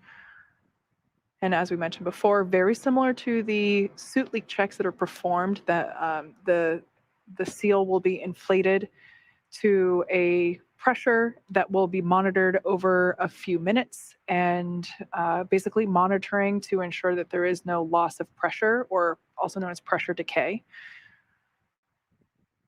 And if we did see a loss in pressure during this leak check, it would be an indication that Dragon SpaceX closeout team has secured the side hatch and has started the side hatch leak check per 4.3. Dragon copies. We'll follow along. So if we were to see a pressure loss during this leak check, it would be an indication that something with the seal isn't sitting quite right, in which case the closeout team would be able to reopen the hatch, wipe it down, inspect it. Of course, whenever we are helping the crew, or rather the reason that we help the reason we help the crew get into or ingress the capsule is not only to help make sure that they don't injure themselves or they don't injure their suit. It's also to ensure that they don't accidentally bump that side hatch during that ingress process. We want to make sure that that everything is able to really keep that seal. For that reason, we actually put protective fixturing that is removed right before the side hatch closure. We put that protective fixture there to help ensure that that side hatch is covered during ingress.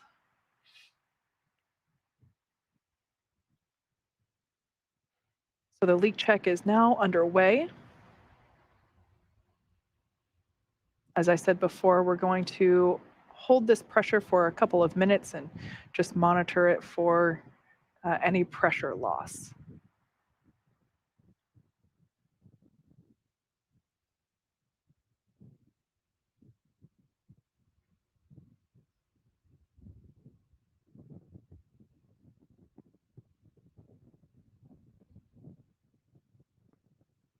For those of you that have just recently joined, we are now just under 2 hours until liftoff of Axiom 2.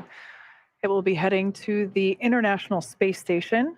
We have a targeted T0 time of 5:37 p.m. Eastern Time, 2:37 p.m. Pacific. Weather continues to look really, really great. Almost picture perfect, I would say. Over the last 24 hours, we did see an improvement in our weather conditions. So something called the POV, or percentage of violation, which is basically our chances of violating one of the weather rules that exist and we have to follow for that liftoff time. And that percentage decreased to only 25%. So everything's still continuing to look good in terms of an on time that liftoff targeting 5:37 p.m. Eastern.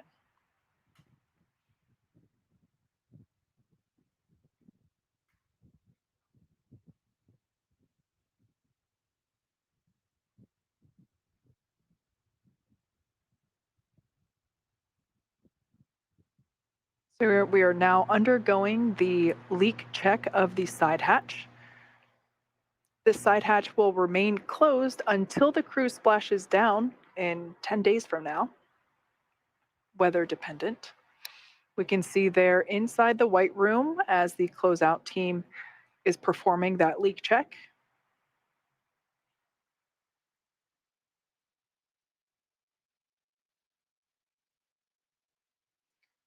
This is such a great view because we saw the astronauts add their signatures to the wall there earlier as right before they got into the Crew Dragon.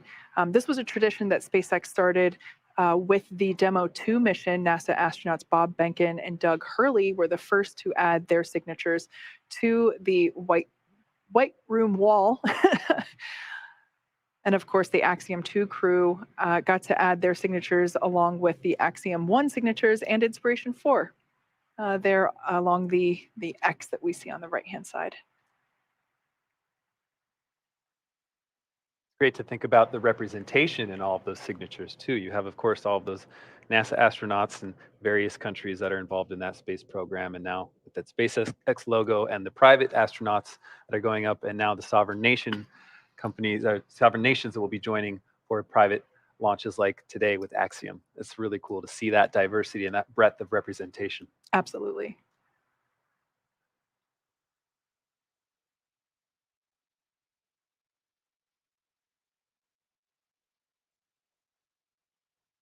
As I mentioned before, we are operating to a countdown today. That countdown helps ensure that all the teams are tracking to the same milestones for that T0 time. We are running with plenty of margin at this point in time. We are now awaiting the results of the side hatch leak check. Of course, we build margin into the timeline to allow us to reperform steps that might need to be done. So at this point in time, we've just been flying through all the milestones. So we are tracking with great margin at this point.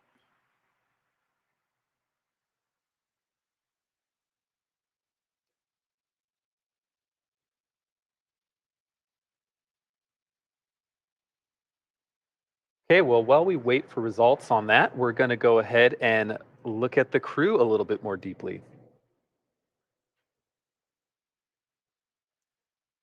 All right, the AX-2 mission commander is Axiom Space Director of Human Spaceflight and retired NASA astronaut Peggy Whitson. During the next 10 days, she'll extend her record as the American with the most amount of time spent in space. Here is a closer look at Peggy. Houston, Tranquility Base here. The Eagle has landed. Rocket Tranquility. I saw the first guys walk on the moon, Neil and Buzz, in 1969. I was 9 years old, and I thought, what a cool job. Of course, I was a farm kid from Iowa. How was I ever going to do that? I didn't tell anybody from the time I was 9, raising chickens and learning to fly and all that. I wasn't telling people that I wanted to become an astronaut because it sounded like an impossible dream. And it wasn't until the first females were selected and I graduated from high school, and that to me was when I decided, hey, maybe this is real. Maybe I really can be an astronaut.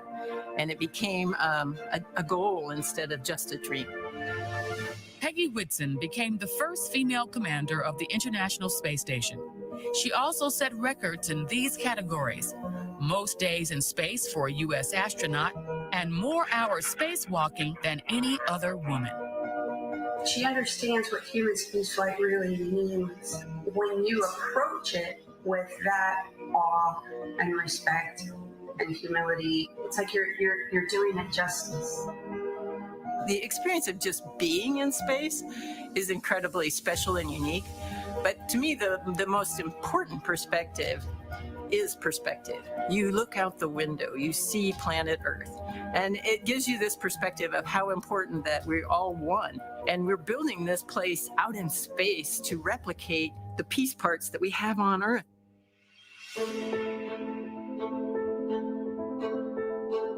I'm really excited to take this crew up to the space station, number one, because they're all rookies, and this is going to be fun to just relive those first moments with them as they get into space and get to see their excitement and their expressions and joy. AX-2 means there's a 2.0 to her career, and now she gets to help a wonderful to take that next step in its mission. Her congeniality and her manner, extremely comforting, and it gave me the confidence that I could do this. She is inspiring. Personally, I look up to her and I want to be like her. I don't know. I love everything about Peggy. She's my role model. I'm Axiom astronaut Peggy Whitson.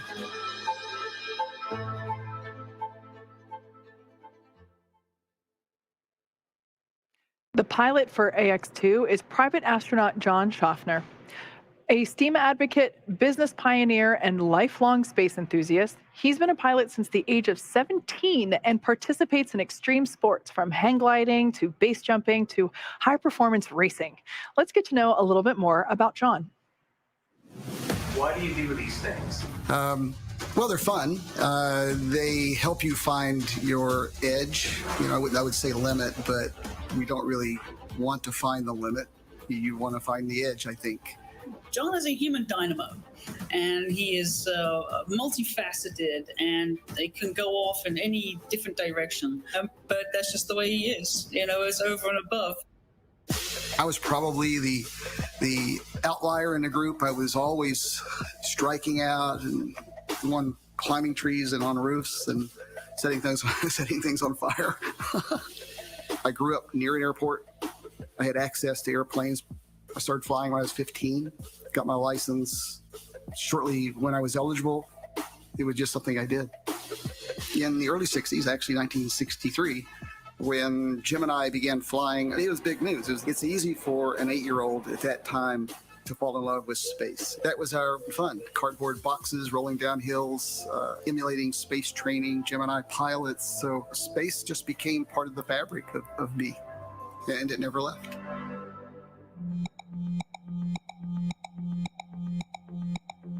I'd heard about private astronaut travel before. A little bit of research pulled up Axiom Space and their mission.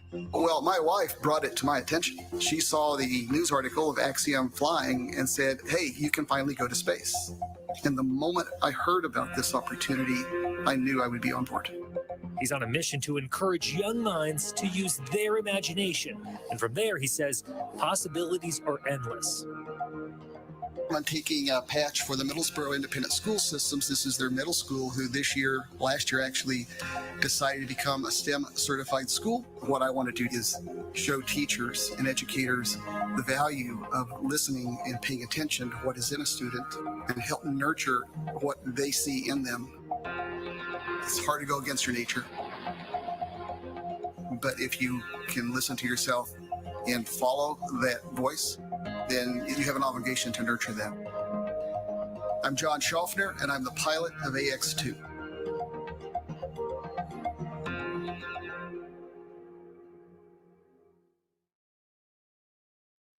Representing the Saudi Space Commission and representing the Saudi Space Commission and serving as mission specialist, Ali AlQarni is an Air Force captain in the Royal Saudi Air Force. We will be commencing health check for launch escape system. Expect a momentary flight computer state change, followed by a transition back to pad hatch closed. And Dragon copies, we saw that.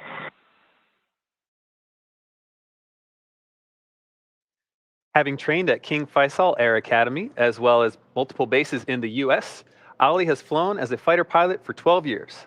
Ali was selected as an astronaut in 2020. Here's more on Ali. I grew up in the southwest region of Saudi Arabia, in a very small town called Sabt al-Alaya.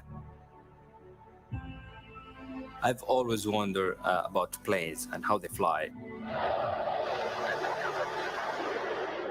Back then in Saudi Arabia, we did not have a lot of places or flying academies you could apply to. So I have to go and find a place that could train me. That's why I applied for the Air Force Academy to be a fighter pilot. The best moment for me is once I hit the throttles in full AB and the aircraft start rolling down the runway. And as I take off, I watch my shadow and see how fast I'm going. That gives me a joy that I cannot describe. I am Ali AlQarni, and I am Mission Specialist 1 on AX-2.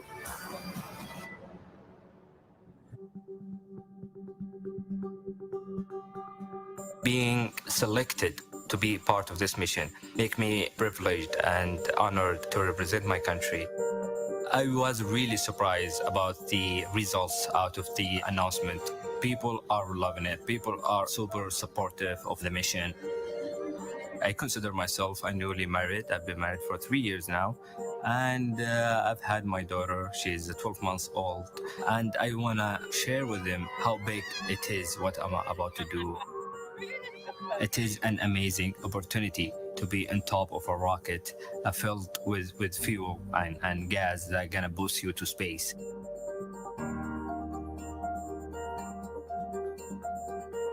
The team is amazing. We have worked so much to make sure we have a good crew coherence, and right now I can say that we do complement each other. Every single one of us has been trained to do everything regarding this mission. I would like to thank Axiom Space for enabling us to go back to space and giving us this opportunity.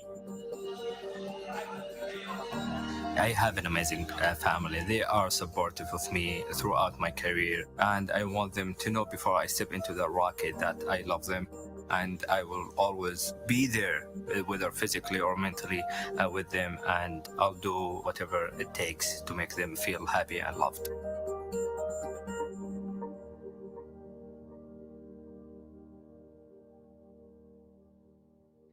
Representing the Saudi Space Commission and also serving as mission specialist, Rayyanah Barnawi has a master's degree in biomedical sciences from Al Faisal University in Riyadh, Saudi Arabia, and a bachelor's degree in biomedical sciences from Otago University in Dunedin, New Zealand. Here's a closer look at Rayyanah.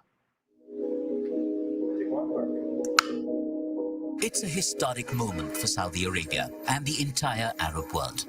Saudi Arabia will be sending its first ever female astronaut into space.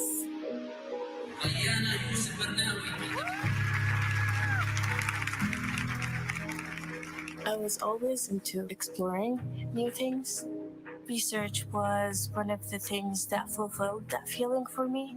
Trying to experiment, finding a piece of the puzzle that could solve a mystery.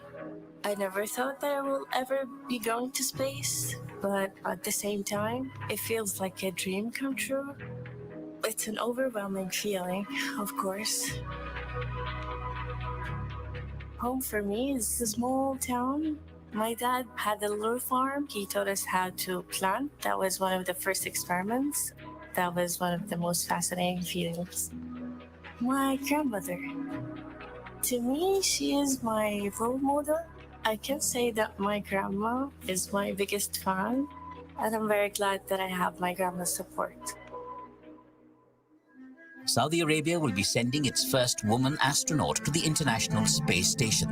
Rayyanah Barnawi, a biomedical researcher, is part of a private mission operated by Axiom Space. Rayyanah, she is an amazing scientist. She's done stem cell research and breast cancer research, and we are really excited to have her on board the space station doing some of the same types of things in space. It honestly feels like I am representing all Saudi's ambition, all female and all researchers as well. It's a big honor to be able to go to space and at the same time do the things that you love the most. It's not just that you have a nation that's proud of you, but you are creating the dream and the opportunity for this next generation to become the next space engineers and creating the idea that the infinite is possible and that space is a true opportunity. زي ما قال سمو ولي العهد محمد بن سلمان، نحن دولة للحالمين. أي حد عنده حلم يقدر يحلم عشان يوصل، وبدعم منه وبدعم من السعودية كاملة بإذن الله احنا حنوصل للهدف اللي احنا نبغاه. I am Saudi national astronaut Rayyanah Barnawi.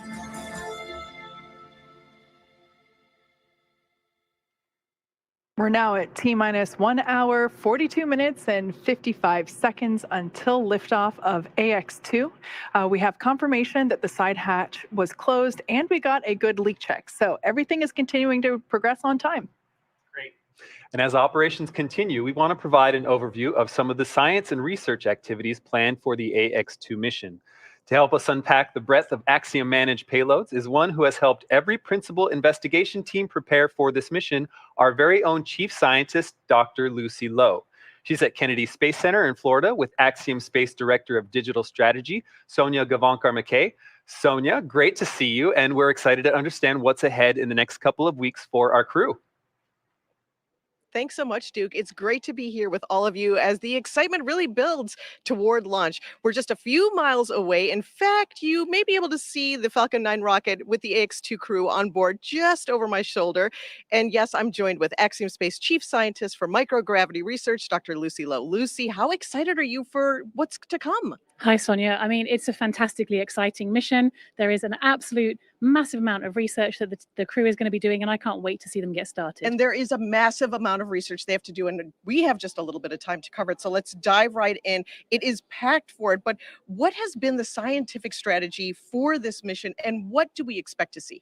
So the scientific strategy is really continuing what we did on AX-1, which is expanding access to microgravity for a whole new global community of researchers. So we're really excited to welcome on board our Saudi Arabian partners and see them do the research they want to do.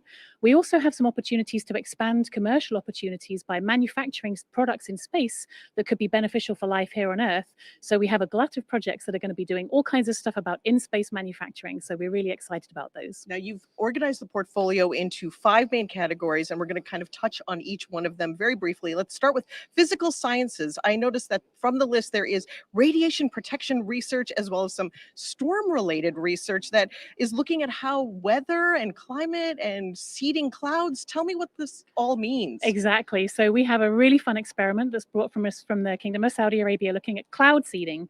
So they're looking at how silver iodide crystals can actually form water vapor in a specially designed chamber. So they're not only understanding how cloud seeding could be more effective regenerative here on Earth, but they're also looking with a vision to perhaps extraterrestrial agriculture, so maybe growing crops on the moon and in Mars in future. Wow. We also have projects looking at radiation shielding, so the sun spits out a bunch of radiation.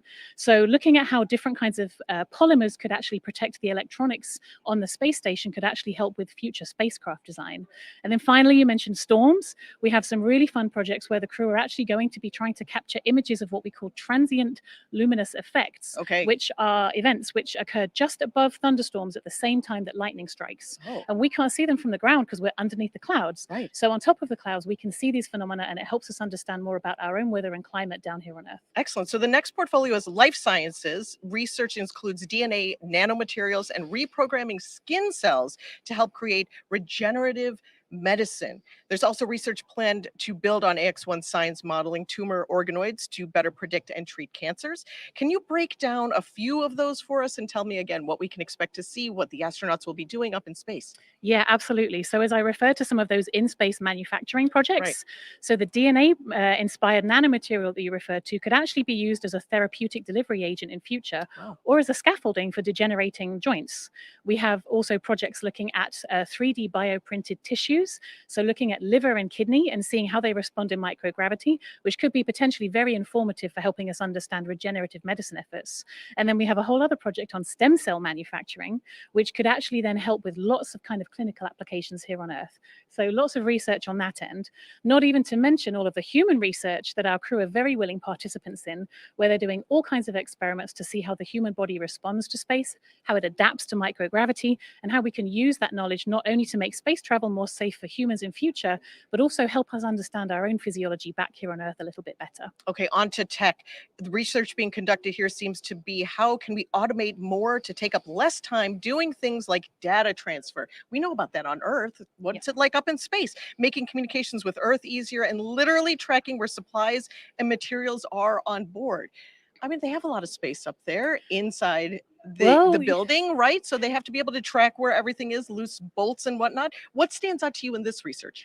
So it's interesting you mentioned how much space there is up there because there's fairly limited space. Yeah, so we have some, they can't exactly. So we have some Axiom technology demonstrations where we're demoing some of our own technologies that we can use on Axiom Station in future. But we also have some really fun technology demonstrations from our partners that are sampling the air inside the ISS. They're using special sensors called quartz crystal microbalances that can detect tiny molecules in the air and tell us a bit about the air quality inside the ISS.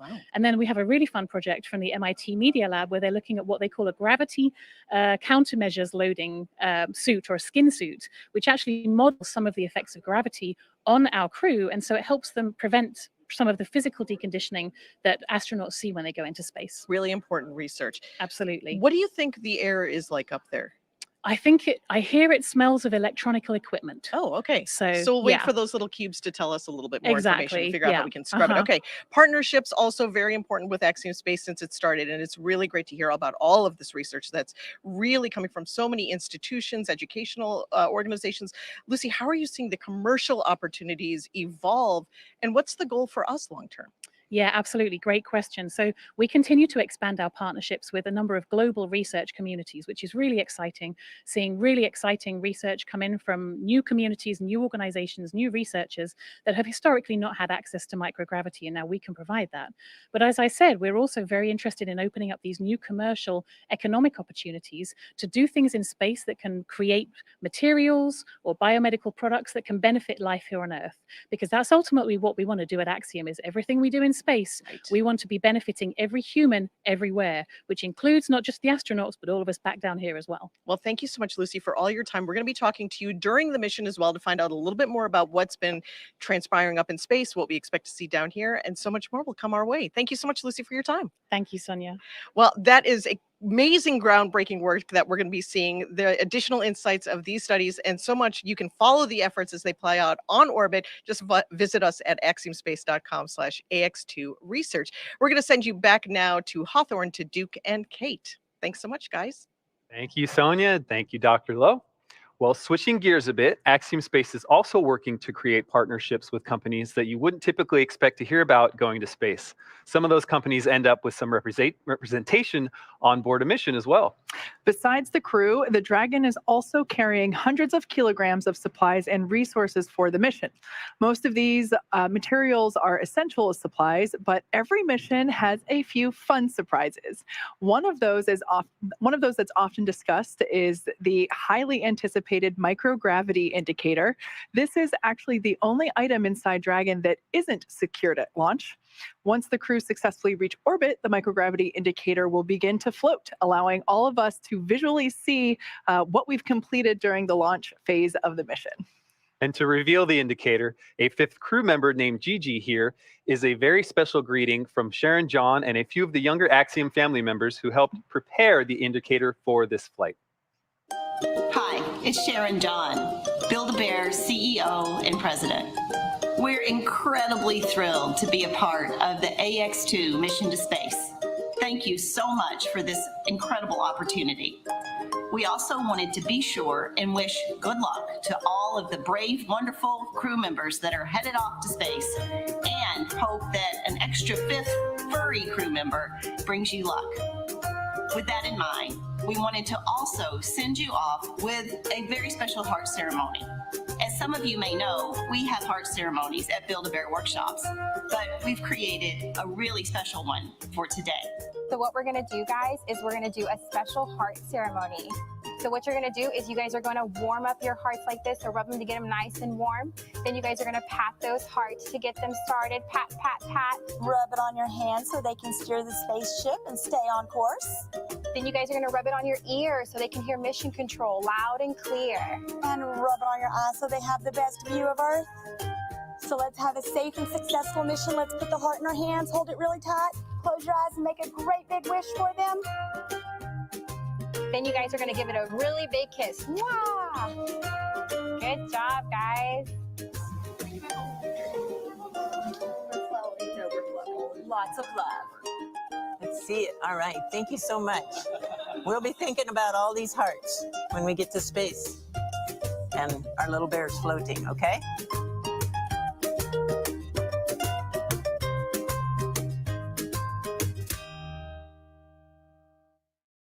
Wow, that was unbearably cute, if I do say so myself.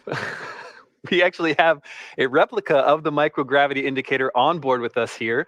This is a special edition Axiom Space Build-A-Bear, just like the one you saw in the video. Gigi is wearing the AX-EMU spacesuit that NASA's next generation of moonwalkers will use during the Artemis 3 mission, which will land the next humans on the moon in 2025. Using innovative technologies and a flexible design, these spacesuits will enable more exploration of the lunar surface than ever before. Speaking of Artemis 3 and these lunar missions, SpaceX is playing a significant role in that mission as well. That's right. We are incredibly honored to be a part of NASA's Artemis program to establish a sustainable presence on the moon to prepare for missions to Mars.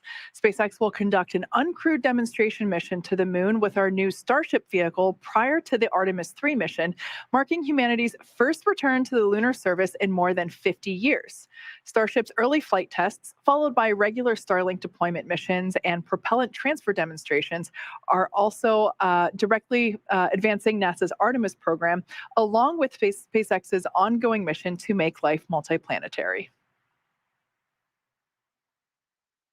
A big thanks to Sharon, John, and Build-A-Bear for their support in our mission. We're all really excited to see Gigi floating around inside the Dragon in the next couple hours. To learn more about Gigi and all the exciting efforts on this mission, visit axiomspace.com. We're just over 90 minutes away as the Axiom 2 crew awaits its 5:37 p.m. Eastern Time liftoff from 39A at Kennedy Space Center. Right now, a quick status update. The crew's inside the capsule. The side hatch is closed as of about 30 minutes ago. Leak checks are complete. We've also had completion of comm checks between both Dragon and Falcon ground teams with the crew. Looking at weather right now, the weather continues to be good for launch and any contingencies if needed. Local pad weather continues to be that 25% probability of violation. We'll just watch over the last hour and a half if we get any clouds drifting over from inland. Conditions in the Atlantic are also good should we need contingency landing somewhere along the eastern seaboard. Falcon 9 team will begin bleed in at T-minus 1 hour and 10-minute mark of the Merlin engines. And the latest update we've heard from the SpaceX team out at 39A, the support crew is leaving the crew access arm with the hatch closed. All their work is finished. So right now, everything is on schedule at T-minus 1 hour, 30 minutes, and 28 seconds.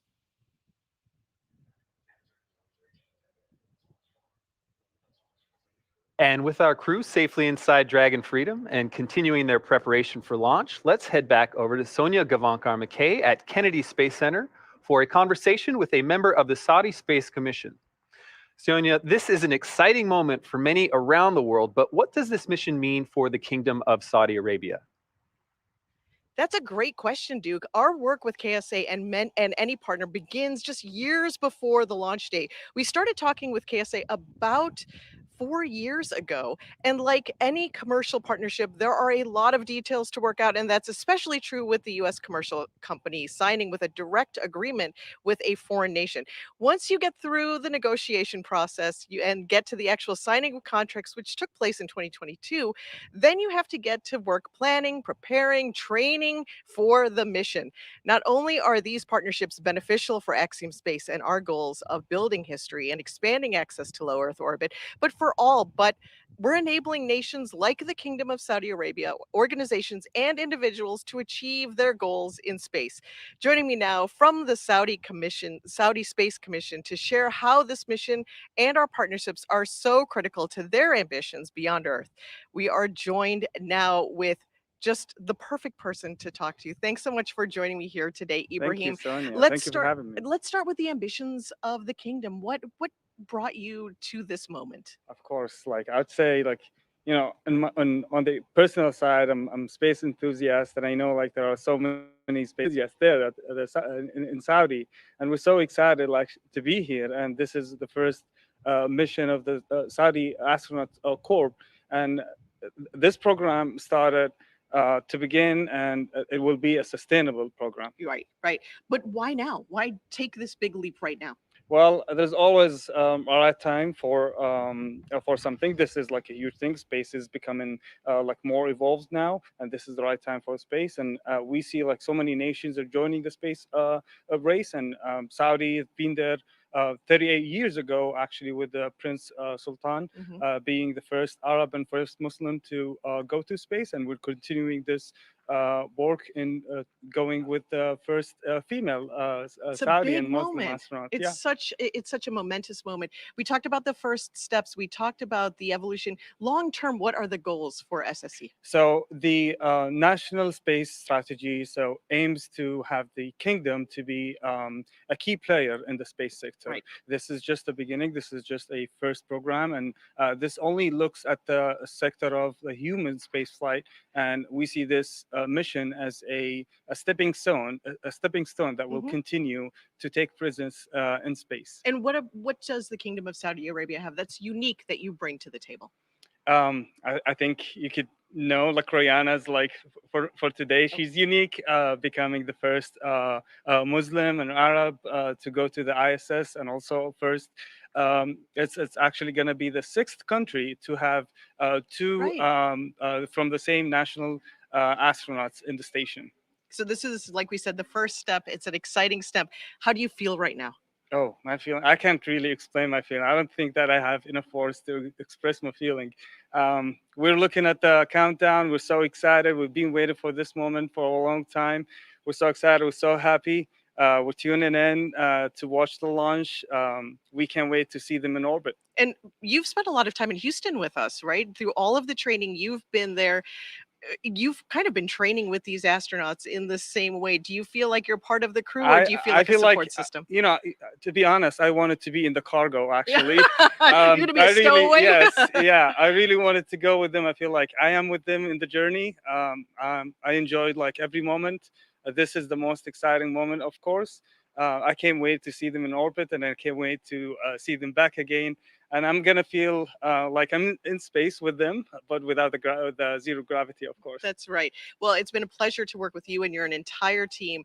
I know that your entire Kingdom of Saudi Arabia feels like you're going along with this mission. As everybody looks upward to the skies for this mission, you do feel like you're part of the crew going along. So thank you for being such a wonderful partner with us. And we want to all stow away too. So we'll figure out a way for maybe the next time we go on another mission together. I really appreciate it. Thank you. I'll be ready. You'll be I am ready. trained and ready. You are. Thank you so much, Ibrahim. Thank you. This is an exciting time for so much of us here. We're so grateful for this partnership and so many things that we're going to achieve today together. Naturally, today we are focused on the launch of AX-2 and the mission, celebrating the beginning of their 8-day mission. But it is interesting on how much of this mission serves its own chapter in the development of expanding opportunities in low Earth orbit. This crew is benefiting from prior missions, including AX-1, as a way of passing the baton to this crew here and marking it as that special moment. Here are just a few words from Michael Lopez Alegria, Larry Connor, Mark Pathy,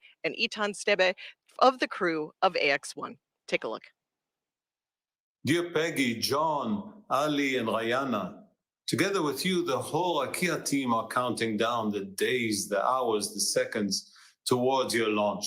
The excitement is building as you are leading the way for more diverse explorers in space.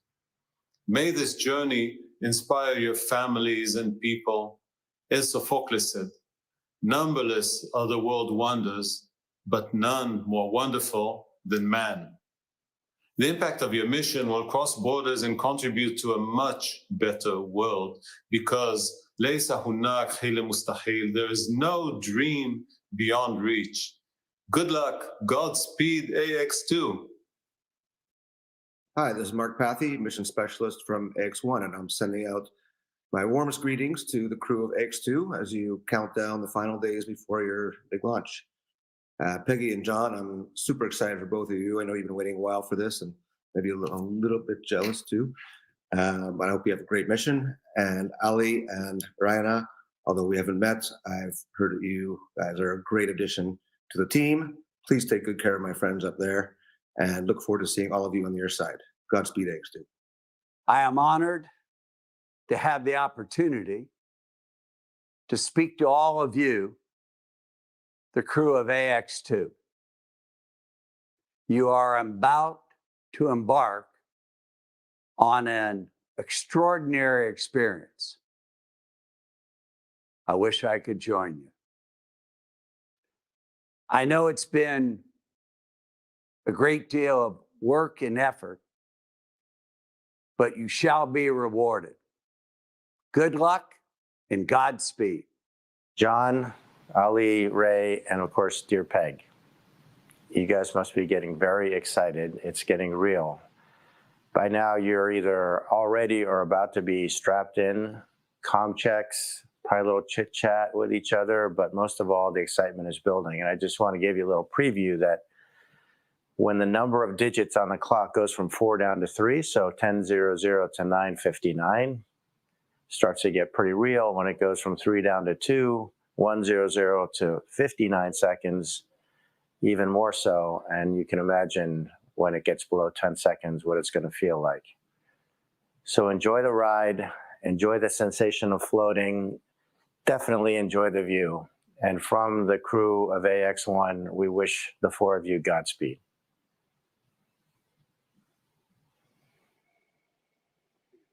It's absolutely incredible to be part of this rapidly growing effort and industry. Every mission points to the next, and I hope you feel the energy and anticipation like we can here on the Space Coast. Duke, Kate, this really never gets old. I say that this is my first time at a launch. What's the energy like out at Mission Control at SpaceX? It's absolutely incredible. And I think you're right. It will never get old. This is just really a fantastic day for AX-2. And how great to hear that message from AX-1 as words of encouragement. Well, as we've mentioned, this is a privately funded mission. And so what that means is that the origins and primary funding for this mission are coming from places other than national space agencies. So it's not a government-driven effort, which is unique. Axiom Space is pioneering partnerships between us, a commercial entity, directly with nations other than the United States. which may sound like a simple thing, but these kinds of partnerships, especially for the purpose of space exploration, are really covering new ground.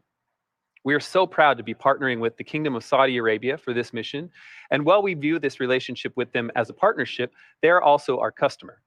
NASA is another customer in this process. They'll actually be paying for some of Commander Peggy Whitson's time while she's on board station to conduct specific science that's of importance to them.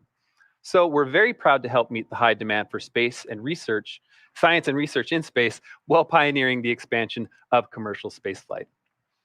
In addition to the first of their kind partnerships that Duke just mentioned, we also have a strong and growing partnership, SpaceX and Axiom Space. In the spaceflight business, a purely commercial entity paying another purely commercial entity to fly humans to space has been mostly unheard of, but our hope is that it will become more and more common. SpaceX is proud to continue growing our partnerships with Axiom Space, NASA, and other commercial companies who can put our services to good use for the benefit of humanity. For the AX-1 mission, we introduced a series of digital collectibles, and the response to those were really outstanding. So for this mission, Axiom Space will continue to push the boundaries of Web 3 by partnering with several well-known digital artists and brands to celebrate the continued growth of the commercial space environment.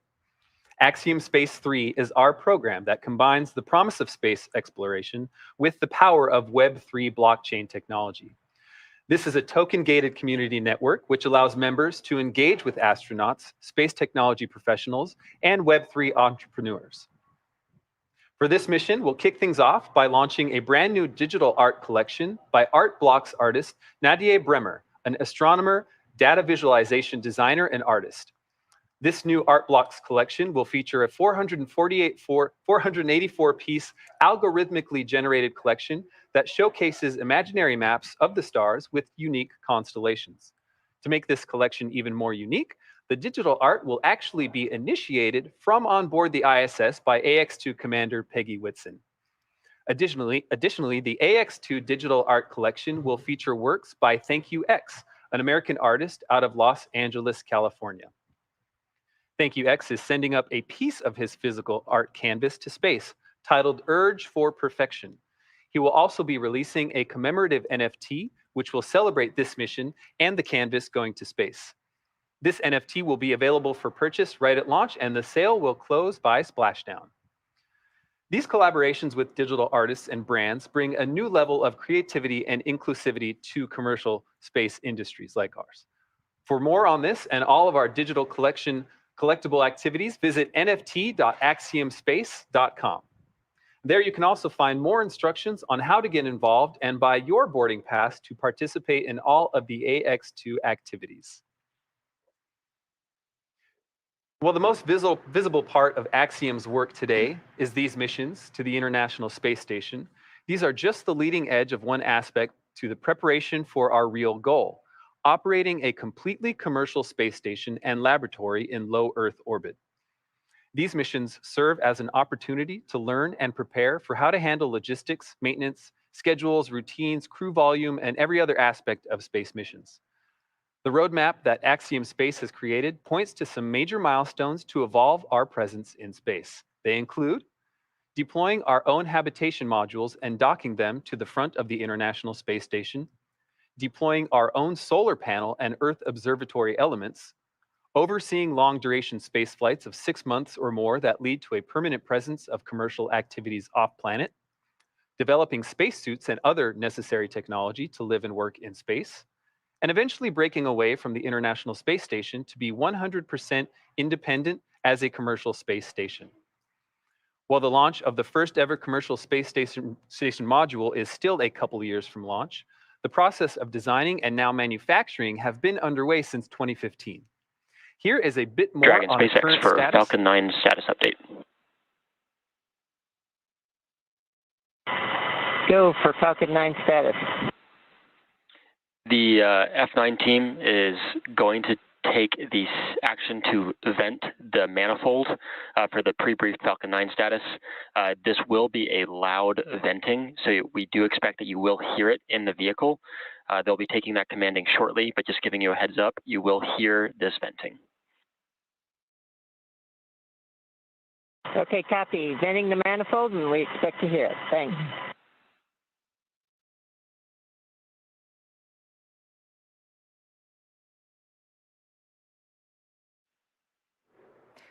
All right, so that was SpaceX core Arthur. And that was SpaceX core Arthur Barialt, just letting the crew know to expect loud venting noise. Again, that is the primary voice of communication to the crew to update them on status, as well as items like this where they can expect to hear something. Good heads up for the crew there. So, talking about Axiom Space Station, here's a bit more on the current status, currently under construction. We are building the world's first commercial space station, one element at a time. We think that what we're doing is for everyone, everywhere. This is a global endeavor. Our partner, Thales Alenia in Italy, is in the finishing stages of building the first module, the first pressure vessel. We are here in the integration and manufacturing area of Thales Alenia Space. Here we have the two cones that will be part of the module. Is also the gate to the module to come in and to come out. The very big cylinder that will be the core of the module. Just to have an idea of the dimension of the real module, you can see me compared with the structure. On these ports, all the additional modules will be docked. This is the most complex piece of the entire Axiom module. We're on pace to build a human-rated spaceship faster than anybody's ever built one. When we look at our roadmap, we look to see how we can double its capability every 5 years. It requires a lot of different talents and a lot of different engineering backgrounds. So we've really expanded the team. I'm working on the time-sensitive network aspect of the space station. So that's the network, have all the flight computers synchronized and actually do the thruster firing at the perfect time. So this is the command trailer. We're able to control our test stand, which enables us to vary our set pressures, our flow rates into the thruster in order to collect performance data at various OFs and chamber pressure conditions. It's always a blast to come out here, set everything up, and start lighting rockets off. Behind us, we have the carbon dioxide removal subassembly. We're going to be creating the most integrated ecosystem that has ever been put into space thus far, which is a really cool thing to be able to say. I fabricate PC boards and cables and harnessing. This is a life-critical job, and you want to make sure you do the best possible job.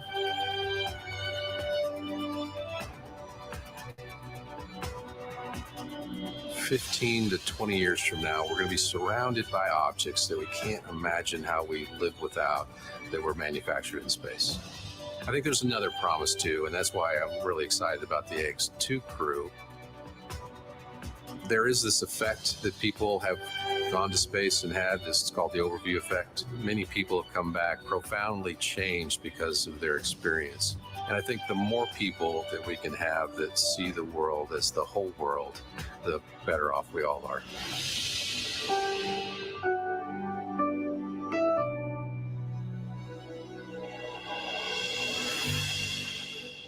Incredible to see how much these missions are able to impact the future of Axiom Station and private astronaut missions. And there's so much more underway that we can't show you just yet, but circling back to the here and now, it's missions like today's that pave the way that's right around the corner. While AX-2 will spend less than 2 weeks in space, the value it adds to our discovery and planning process feels like it's years of experience. We're excited for these short duration missions and even more excited to be able to get into long duration missions as we begin to bring Axiom Station online. But before we get there, we still have at least 2 more flights to go, AX-3 and AX-4. We aren't quite ready yet to talk about the details of dates and crew members, but in the same way we're launching KSA astronauts today, we have also signed agreements with the nations of Turkey to fly some of their national astronauts and other nations. And And as it was previously announced, we will be flying a member of the Italian Air Force on an upcoming mission as well. Between these new sovereign nations and the private citizens who now have a way to partake in the marvel of living and working in space, we are truly working to expand access to low Earth orbit for all. And that's not even counting the opportunities to help NASA, ESA, and JAXA find ways to expand their efforts in low Earth orbit.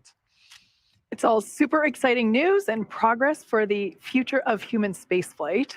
We're really looking forward to successful completion of this mission as well as the 2 that are yet to come. Now, at the moment, let's check in with John I for another status update. Just over 70 minutes away as the Axiom 2 crew awaits its 5:37 p.m. Eastern Time liftoff from Launch Pad 39A at Kennedy Space Center. You've got a view right now of the crew access arm. The seals along Dragon have actually been deflated. You can see a little bit of a gap between the capsule and the arm. The SpaceX team has left the tower. They're getting out of the hazard area. So everything continues to go on time as we've got the crew in the capsule with all activities complete to date. Currently, weather, you can see the blue skies in the area, some clouds around there. We haven't had any updates that indicate things are better or worse than when we started the webcast. We're still at about a 25% probability of violation, but everything continues to look good. We do watch the upper altitude clouds as we get later and later into the afternoon. It's at the higher altitudes where the wind actually could carry some anvil clouds back over the pad in the ascent corridor. In that case, we've got to worry about things like lightning. But right now, the flight path downrange continues to be good for launch. But we're going to have to watch that until we get all the way down to T0. Now, as you can see, it's still daylight, obviously, at Kennedy Space Center. Folks in the local area are going to have a good view. But unlike a night launch where people all up and down the eastern seaboard of the United States can see the vehicle, you're going to have to be in the local area to watch Falcon 9 with Dragon take off. View you see right now is looking down from on top of the service structure at the top of the crew access arm, the Dragon capsule with the solar arrays. And then below that is the Falcon 9, and you can see just a little bit of the transporter erector, the arms actually that will open up around the second stage as we get down into the last 4 minutes of the countdown. Another view, Falcon 9 with Dragon on pad 39A. We've been listening in the Falcon 9 team, the Dragon team. They are on schedule, reporting no significant issues. Everything continuing to look good. Now, one update that'll be a little different on this flight, the first stage will be coming back to what we call a land landing or return to launch site. And so we'll continue to cover that as the second stage with Dragon heads into orbit. One difference you're going to see this time is given the trajectory of Falcon 9 when we carry astronauts to space, we can come back now to the landing site just down from Kennedy Space Center. But what that means is we're going to have a slightly different sequence of burns. We'll do the boost back burn with 3 engines as is traditional coming back to land. The entry burn as we get to the atmosphere fringe, that's a single engine, and it's a fairly short burn. We don't have to slow down much. But when we land, we're going to light 3 engines.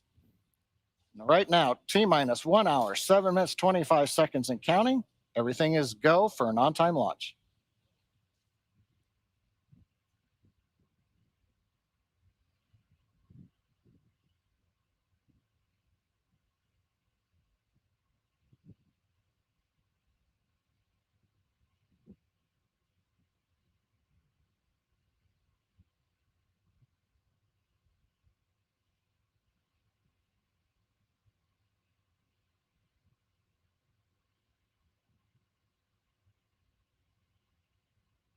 A big thanks to all of you tuning in now as we welcome NASA and their coverage of the second Axiom mission, AX-2.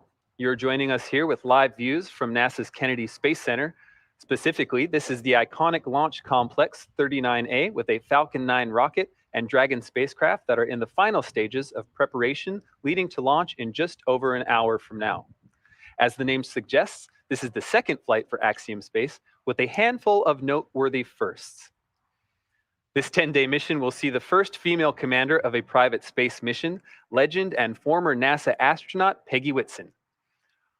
Our pilot, John Shoffner, will soon become the first Alaskan astronaut. And 2 national astronauts will be the first from the Kingdom of Saudi Arabia to fly to the International Space Station, Ali AlQarni and Rayyanah Barnawi. Taken together as a crew, this is the first private mission with private astronauts and astronauts representing non-US nations through direct commercial arrangements. And that's just to name a few. My name is Duke Brady, and I'm a multimedia specialist at Axiom Space, based out of Houston, Texas. And I'm Kate Tice, Quality Systems Engineering Manager here at SpaceX headquarters in Hawthorne, California. And as Duke just mentioned, our coverage has now expanded to NASA television, and we would like to welcome NASA's Leah Cheshire from Johnson Space Center in Houston, Texas. Hey, Leah. Hey, Kate, great to see you and Duke, and I'm excited to join as we get closer to launch, so thank you so much for having me. I am here in Mission Control Houston, where the Orbit 3 team is coming on and taking over from the Orbit 2 shift. These teams are monitoring the station and its crew 24/7. And of course, in here today, we'll be watching the launch with the International Space Station flying 260 miles over the southwest coast of Ireland at the time of liftoff. But we've still got some counting down to do before then, so back to you guys at SpaceX. Thanks, Leah. Now, liftoff time is still holding for 5:37 p.m. Eastern Time, and we're tracking no issues with Falcon 9 or Dragon. The range is green, and the weather is cooperating, as we saw earlier. Really picture-perfect views coming to us from Kennedy Space Center, as you can see there. Now, over the last 3 hours, Axiom astronauts Peggy Whitson, John Shoffner, Ali AlQarni, and Rayyanah Barnawi donned their SpaceX suits in our suit-up room and were then transported to the pad where our crew entered the SpaceX Dragon spacecraft that you see there live on your screen. And since arriving at that spacecraft, our crew were helped by the closeout engineers to get into their seats, attach their suits to special umbilicals that provide breathing air and communication links to Dragon's systems. They conducted successful leak checks and communications checks with the core here in Hawthorne, which is the person dedicated to speaking directly to the crew throughout the mission. The closeout team sealed the hatch, which also got its own leak check, and they have departed the pad. Coming up, weather operators kick off their final check on wind speeds at the pad before the final go, no-go for launch. Now, before we get to that final go, no-go, the SpaceX team will do an internal poll, making sure conditions are steady with Falcon 9, Dragon, the crew, the range, and weather. A lot of things needing to line up there. Absolutely. Now, as the countdown continues, we are now approaching T-minus 1 hour, 3 minutes, and 15 seconds. Let's take a moment to get reacquainted with our crew today. The AX-2 mission commander is Axiom Space's Director of Human Spaceflight and retired NASA astronaut Peggy Whitson. During her career with NASA, Peggy flew 3 long-duration missions to the ISS and has more cumulative time in space, 665 days, than any U.S. astronaut and more than any woman in the world. She has conducted 10 spacewalks with over 60 hours to her credit. Dragon SpaceX cycling orbit tank isolation valves to equalize low flow pressure. Dragon copy. And that was the voice of Peggy Whitson, who also performed hundreds of research experiments on board the ISS. The pilot for AX-2 is private astronaut John Shoffner. A STEAM advocate, business pioneer, and lifelong space enthusiast, he's been a pilot since the age of 17 and participates in extreme sports from hang gliding to base jumping to high-performance racing. Sounds like a busy guy. John trained as the AX-1 backup pilot, and during this mission plans to invest a lot of his time in STEAM education activities aimed at empowering educators. And representing the Saudi Space Commission and serving as mission specialist, Ali AlQarni is an Air Force captain in the Royal Saudi Air Force. Ali graduated with a Bachelor of Aerospace Science degree in 2013 from King Faisal Air Academy in Riyadh, Saudi Arabia. Having flown as a fighter pilot for 12 years, Ali was selected as an astronaut in 2020. Also representing the Saudi Space Commission and serving as a mission specialist, Rayyanah Barnawi has a master's degree in biomedical sciences from Al Faisal University in Riyadh, Saudi Arabia, and a bachelor's degree in biomedical sciences from Otago University in Dunedin, New Zealand. She has been a research lab technician since 2013 in the Stem Cell and Tissue Reengineering Program at King Faisal Specialist Hospital and Research Center. You've seen the vehicle, you've met the crew.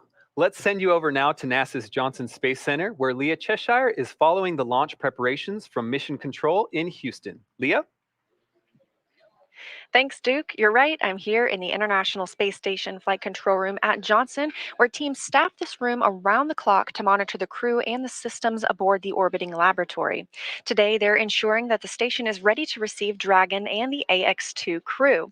Since NASA opened up the space station for commercial activity in 2019, the agency has continued to work with private industry to prepare for the future of low Earth orbit. NASA's long-term goal is to no longer be the provider of a low Earth orbit destination, but to be a customer, one of many, purchasing commercially owned and operated services. To ensure the path of tomorrow, we have to work together today. Enabling private astronaut missions on board the space station helps us to refine and mature the processes needed for the future, with NASA astronauts working side by side with private and national astronauts in a new age of science and discovery. And we take this next step together as we continue counting down to the AX-2 crew launch to the International Space Station. As you can see, it's an incredibly busy time in low Earth orbit and beyond. And with that, let's connect with NASA Public Affairs Officer Megan Cruz at Kennedy Space Center. You know, Leo, we love our launch days here at Kennedy Space Center, and we love it when we can witness them with NASA Administrator Bill Nelson. Administrator, great to have you here. It's always a pleasure. So as Leah said, it's been a busy, exciting 3 years here at Kennedy. Since 2020, we've launched 7 crewed missions to the ISS, but we've also paved the way for private missions like Axiom 1 last year and today AX-2. So I want to ask you, how are NASA and the general public benefiting from these private missions? Well, we go in a public-private partnership, and we go with a fixed price contract. And because it's a public-private partnership, the private partner is putting skin in the game, or in other words, investing, so that at the end of the day, the cost to the federal government is less. And that's the way we're going back to the moon and then on to Mars. And we do it also differently, is we're going on an international mission. And so, as we have announced, the first crew to go back to the moon in a half century, it has a Canadian astronaut that's part of the crew. Mm-hmm. And I think also what's great is that we're opening up low Earth orbit to new partners, as you were saying. So, you know, we hope to, or we will continue to use the space station through 2030. And then after that, the agency will transition to, as you know, commercially owned stations. So how is that transition going? What's the latest on that? Well, the goal is we want to bring space business off of the Earth up into low Earth orbit. And to do that, we, NASA, want to concentrate our efforts going on further into the cosmos. And so we want to bring in our public-private partnership to encourage them to do low Earth orbit. And therefore, when we're through with the space station in 2030, and it will be pretty old by that time, it's time to move on to commercial space stations. We can still what we, NASA, need to do in low Earth orbit by utilizing the commercial stations. And we've given seed money to 4 companies to build commercial space stations in low Earth orbit. Mm-hmm. And one of those is Axiom Space. And Axiom is going to start their venture, by the way, not only of getting accustomed to taking private astronauts into space as this mission is, it also is helping us with our international partnerships, because we have 2 Saudis on this trip. But it also will have its first component of its space station, and it's going to dock to the International Space Station. So a lot of exciting things, as we keep saying, in the years ahead. So I do want to talk to you about, you've been alluding to the Artemis program, the fact that working with these commercial companies to continue access to low Earth orbit, it allows us to think farther. So yeah, talk to us about some of the international partnerships that that are helping the Artemis program. Well, we have some 15 partners that have, if not built, are certainly participating in the International Space Station. And this, of course, is a huge structure, 120 yards long. You think from one goalpost to the other goalpost in a football stadium. That's how big it is. And they are very much, you're seeing the results of that public-private partnership here. Another example is look at the phenomenal success of SpaceX as a means of getting to and from the space station. So when we shut down the space shuttle a dozen years ago, now we rely on a private company to go to the International Space Station. In this case, it's SpaceX. In July, it will be Boeing as well. Any words to the AX-2 crew today? Well, first of all, I wish I were with you. And secondly, Godspeed to all of you. Awesome. Thank you so much, Administrator, and I hope you enjoyed today's launch. Thanks.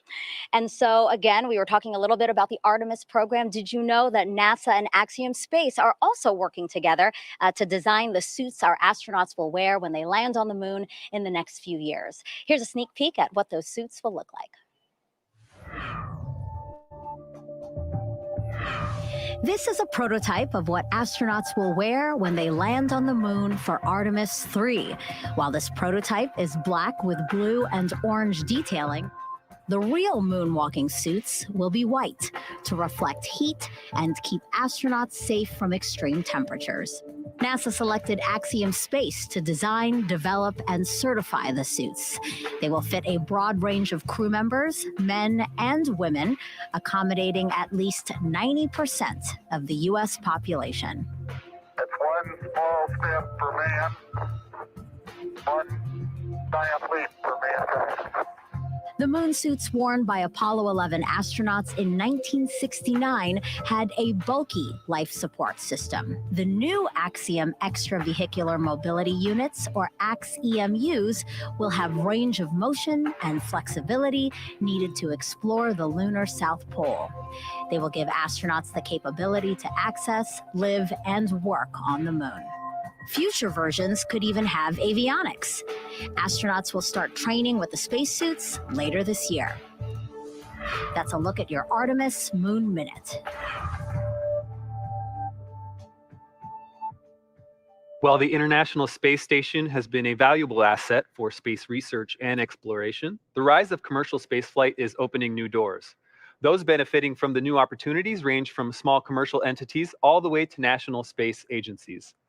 This expansion of participation in space is enabling a more diverse and inclusive space industry with a much wider range of perspectives, ideas, and expertise. Additionally, the competitive nature of commercial activities means the cost of participating is falling, and there are more participants to share those costs and the risks.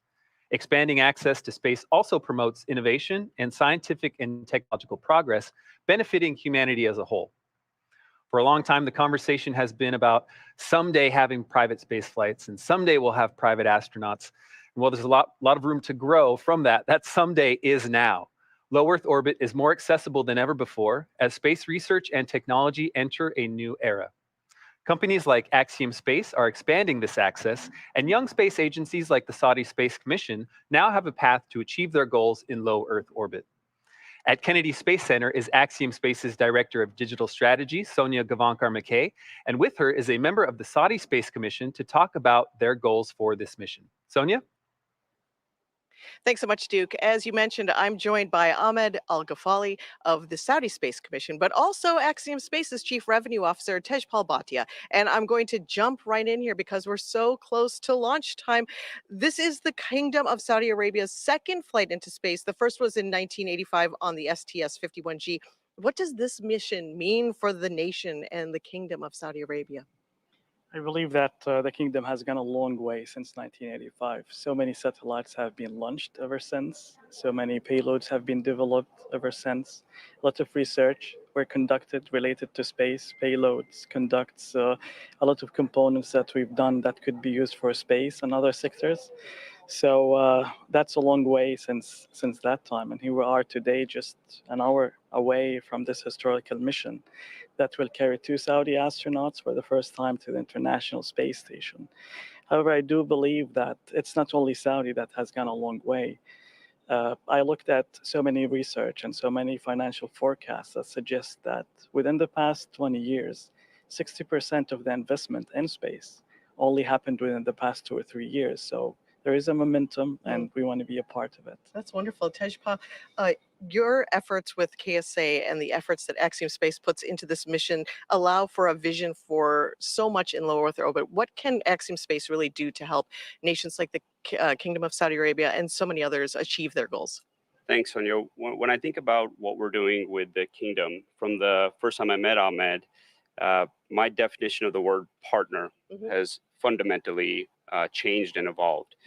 From when this was an idea and started formulating as a mission to execution, we had to overcome a lot of challenges, and these are things that are being done for the first time in human history. And what I've seen in our relationship is that definition of partnership to overcome those problems and make these things a reality are enormous.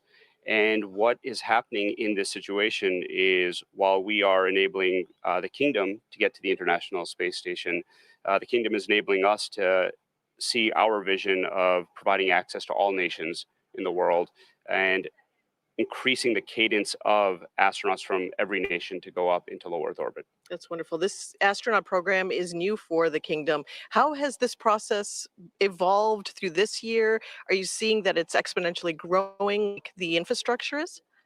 Of course. I mean, when we started this program about a year ago with this collaboration with Axiom, the first thing that we started is for the process of the selection, which is one of the main and major milestones to achieve any successful program like that. So we built our program for a selection based on the best practices that we developed together based on the benchmarks from NASA, for instance. However, that's only a part of it. Then comes to, if you want to build a program, you want to make sure that all the enablers are in place, especially when it comes to the infrastructure and also for the right people with the right competencies to be able to run such a complex program. So we've been building for the past year, utilizing this project as a vehicle to train, to get those people with the right competencies, not only to do the training for the astronaut corps, but also you want to, even for the media, for the finance, for the legal, for the R&D, for the integration. All of it is a part of this secret recipe to get a successful program. And this is only the start. So we're going to keep building and enhancing this program till we get to the point that is optimum. Excellent. Tejpal, as we have only about 1 minute left, what's it like working with individuals versus nations? What's the difference in that relationship like for Axiom Space? Yeah, so, trying to compare a private astronaut with a national astronaut is like asking me to compare my children. Luckily, I only have one child, so I'm prepared to do this. Let's start with what's the same.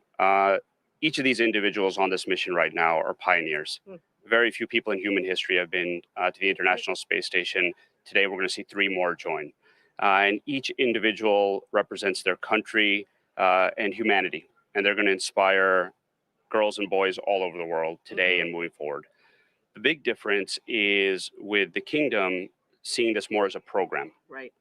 When we were inspired as kids, I'll speak about myself coming here with my parents or seeing the shuttle program. It was a long time before it became a reality. Right. And what we're going to see with the kingdom is this happening more and more as we go forward. And as they say, the sky is the limit for this partnerships, the opportunities for nations, individuals to grow together. Thank you to both of you for joining me. And we're getting so close to launch, so I'll let you get back to it as we toss it back to Hawthorne, where I'm sure you're feeling the anticipation. It's getting so exciting out there. What does it feel like to you? And I know John I is out there as well. Well, thank you, Sonia. And yes, it's a time where the energy is increasing, especially we're inside of 47 minutes to launch. Currently, the SpaceX launch director is checking with the Dragon mission director, make sure that the Dragon ground team is ready to begin propellant loading in just over 10 minutes from now. SpaceX launch director is also electronically polling the 7 members of the SpaceX launch team for their go to load propellant and launch. Now, once we get that go, when we get green lights across the board here on the procedure, the launch director will then come back and make a series of announcements. They'll talk about the control room, what to do during the countdown, as well as protocols for hold and launch escape. Coming up on 46 minutes, they're continuing to get the goes from the team electronically.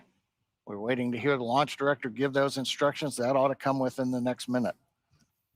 Now, once we get through the instructions, that will give the clearance to retract the crew access arm. That will then set up for arming of the launch escape system, and that will take us into propellant load itself. That'll begin at T-minus 35 minutes. You can see on the monitor, the crew on the right-hand side, they're getting ready for their final directions here. On the left side, we've got the Dragon capsule, the crew access arm. Poll is complete, and the team is ready for crew access arm retract, propellant load, and launch. Reminder for control room lockdown for all operators in mission control and firing room 4.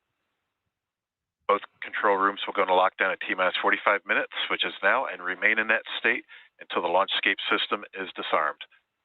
All operators remain at their console and maintain a sterile cockpit until MD confirms successful disarming of the launch escape system following orbital insertion or propellant offload in the event of a scrub. Reminder on hold and launch escape protocol. For non-urgent no-go conditions, brief CE or LD, they will approve aborting the countdown. For urgent issues affecting the safety of the operation, operators shall call hold on the countdown net. Launch control will abort launch immediately and proceed into the launch abort auto sequence. At T-minus 10 seconds, launch control will be hands-off and relying on automated abort criteria for the remainder of the count. Finally, operators shall advise launch director whether structural breakup or fire is imminent or occurring for Dragon manual escape flight rules. Finally, regarding leak-through on the first stage ACS isolation valve, we will manually monitor the pressure in the manifold. Stage 1 will assess and at T-minus 35 seconds indicate whether the pressure rise is within the predicted range. If it is not, stage 1 will call a hold on the countdown net. Are there any questions? Hearing no questions, launch control, you may proceed with arming the crew arm for movement.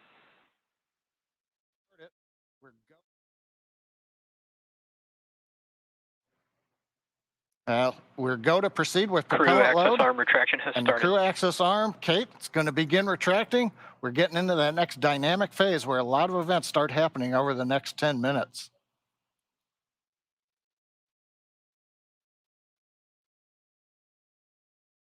Now, while we wait for the arm to begin moving, currently Falcon 9 Dragon continue to be go. Obviously, we've completed the poll. The range continues to be go for launch. They're monitoring clearance area around the pad.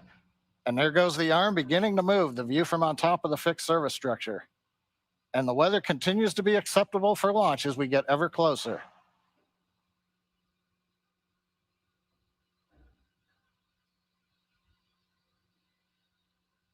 Nice view from the camera inside the white room as the arm moves away from Dragon.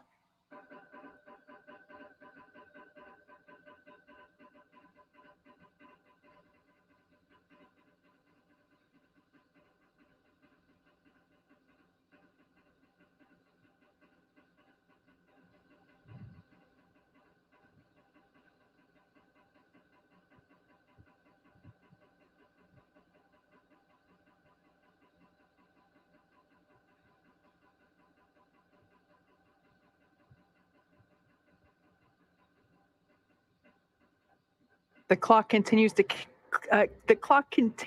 tick down. We're now at T-minus 42 minutes mark on the dot. Crew And axis arm retraction is complete. as you just heard there, that crew axis arm is now completely stowed. It is now in the launch position, of course, necessary in order to clear the way for Falcon 9 to lift off. Now, next up, we'll hear the call out that the launch escape system is going to be armed, and from there, we'll hear that Falcon 9 propellant load will also begin. Dragon, SpaceX, you are go for Section 6.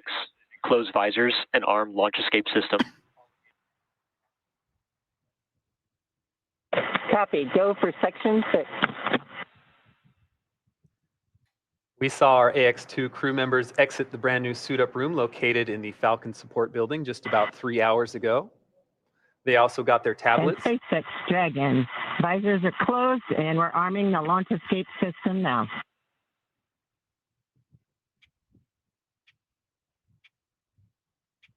Those tablets provide them with all the information they'll need for the mission. You see them attached to their left legs. Shortly after that point, the crew took one last ride in the Teslas to launch pad 39A, ascended the fixed service structure, signed the white wall, and ingressed into Dragon. After getting buckled in, the spacecraft hatch was closed, and the closeout technicians cleared the pad, leaving just the crew members inside the Dragon vehicle. All right, so as we heard the call out, we are arming the launch escape system, which is a system that basically gives the crew options, a pathway to safety through all phases to orbit. We take every system is verified armed.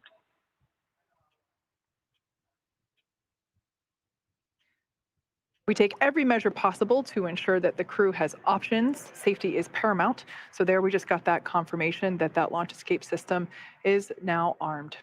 So let's take a look at the teams that are actually working together to make sure this mission is a success. SpaceX is operating out of 2 control rooms today. There on your screen, a live view of our launch control in firing room 4 at Cape Canaveral. This team is responsible for monitoring Falcon 9 throughout the countdown and launch. Second, we have mission control here at SpaceX headquarters in Hawthorne, California. This team in mission control is responsible for close monitoring of the crew and Dragon every step of the way as the spacecraft orbits the planet along its customized flight path. On console or headset, there are a number of key positions who are monitoring the health of the vehicle and crew. The mission director, that person is responsible for mission success, and they are in charge of the room. Today's mission director is Ken Gamerick. Other positions are focused on things like software, propulsion, navigation, avionics, life support systems, and communications with ground segments, as we've heard those kind of called out throughout the day so far. You'll also hear a specific person dedicated to communicating with the AX2 crew. They are the Crew Operations Responsible Engineer, or CORE, C-O-R-E. Today's SpaceX CORE is Arthur Berrialt. We've heard him a number of times through the launch countdown. The SpaceX team members will also rotate and hand off coverage to ensure that we have people on console 24/7 for the crew and Dragon for the entire duration of the mission, including all the way through splashdown. And for Axiom Space, the teams in Houston are utilizing Axiom Mission Control Center, an officially certified control center. From this secure facility, teams have live access to voice, video, and data from the ISS and can work alongside their NASA counterparts to run on-orbit operations and monitor every aspect of the mission in real time.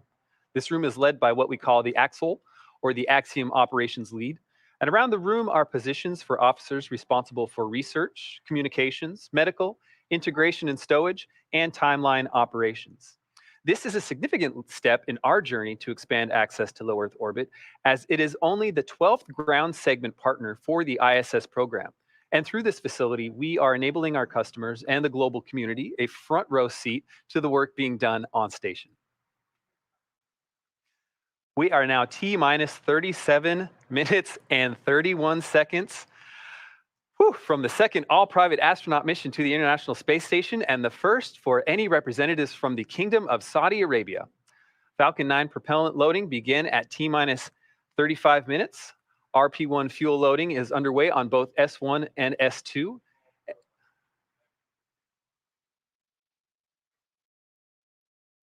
And LOX loading is underway Falcon on 9 tanks S1. will be venting for propellant load. Expect lab venting.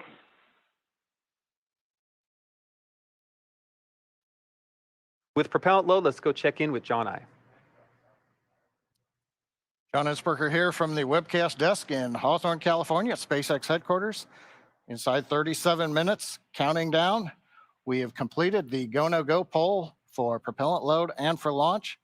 We've just heard a call out. They are now venting down the tanks. That's one of the steps in propellant load. The next major activity will occur at T-minus 35 minutes when propellant loading will physically begin onto the vehicle. Now we'll start with RP1 kerosene fuel loading onto both the first and second stages, and we'll be loading liquid oxygen onto the first stage of Falcon 9. Now, in order to fly, just like Falcon 9, Dragon needs its fuel and oxidizer. The Dragon capsule you can see here on the screen, it uses a monomethyl hydrazine called MMH. That's the fuel that's on board the Dragon. And nitrogen tetroxide, or NTO, is the oxidizer. Together, these propellants feed the Draco engines that maneuver Dragon on orbit, as well as the 8 Super Draco engines that would power the launch escape system in the case of an abort scenario. Now again, coming up in about 40 seconds, we will begin fueling on the Falcon 9. That means right now that those 8 Super Draco engines inside Crew Dragon are ready, if needed, to launch the capsule away from the Falcon 9 rocket in an instant, should there be any kind of an emergency associated with the rocket or the pad. But currently 35 minutes, 18 seconds and counting, everything continues to look good on Falcon 9 and Dragon. Thank you, John. On the AX-1 flight and during our launch broadcast for that mission, there was a special emphasis on the Trish research effort, or the Translational Research Institute for Space Health. As the name Propellant suggests, load has started. okay, it sounds like a propellant load has started. As for Trish, as the name suggests, this is a broad effort aimed at ensuring we understand and are preparing for human health beyond our home planet. This is an effort that NASA astronauts and private astronauts can both participate in. Naturally, life just a few hundred miles above Earth poses some unique challenges that we're still unlocking the secrets to even after 60+ years of humans in space. Here is a bit more on the progress made during AX-1 and what's ahead for our participation in this critical research effort. Thank you for joining us, Dr. Fogarty and Dr. Urqueta from Trish, the Translational Research Institute for Space Health. Let's start with an easy question. What exactly is Trish? Yes, Trish. Trish is a consortium between Baylor College of Medicine, MIT, and Caltech.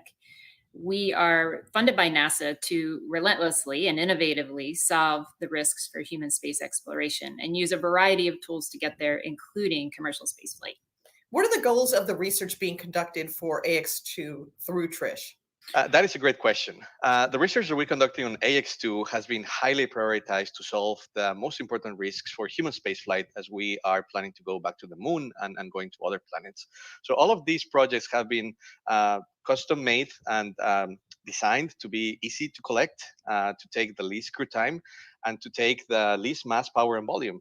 And an example is this kit that I have here. We provide one of these to each of the crew members, and it includes most of the hardware that they need to collect physiologic data, sensory motor, that is your balance, how it changes in space, some surveys, and also how the physiology changes in space. So all of these have been, again, customized for commercial spaceflight. Talk to me about the framework for this research. How is this set up to enable new data for new flyers? Yes, so the EXPAND program at Trish has 2 main elements to its framework to accomplish the goals that were just set out by Dr. Urqueta. So we have essential measures, which have been harmonized with NASA's standard measures to make sure that we're collecting the same type of data on every crew member. So we can compare across people, across different missions to really maximize the value. And then we have exploratory studies as the second part of the framework. And this is where the known unknowns, the questions we have about spaceflight or the risks, have hypotheses generated, and we get to test them. How does the research apply to those of us on Earth? I mean, some of us are maybe never going to be leaving this planet. Why do we care about this kind of work? Dr. Fogarty, Dr. Urqueta?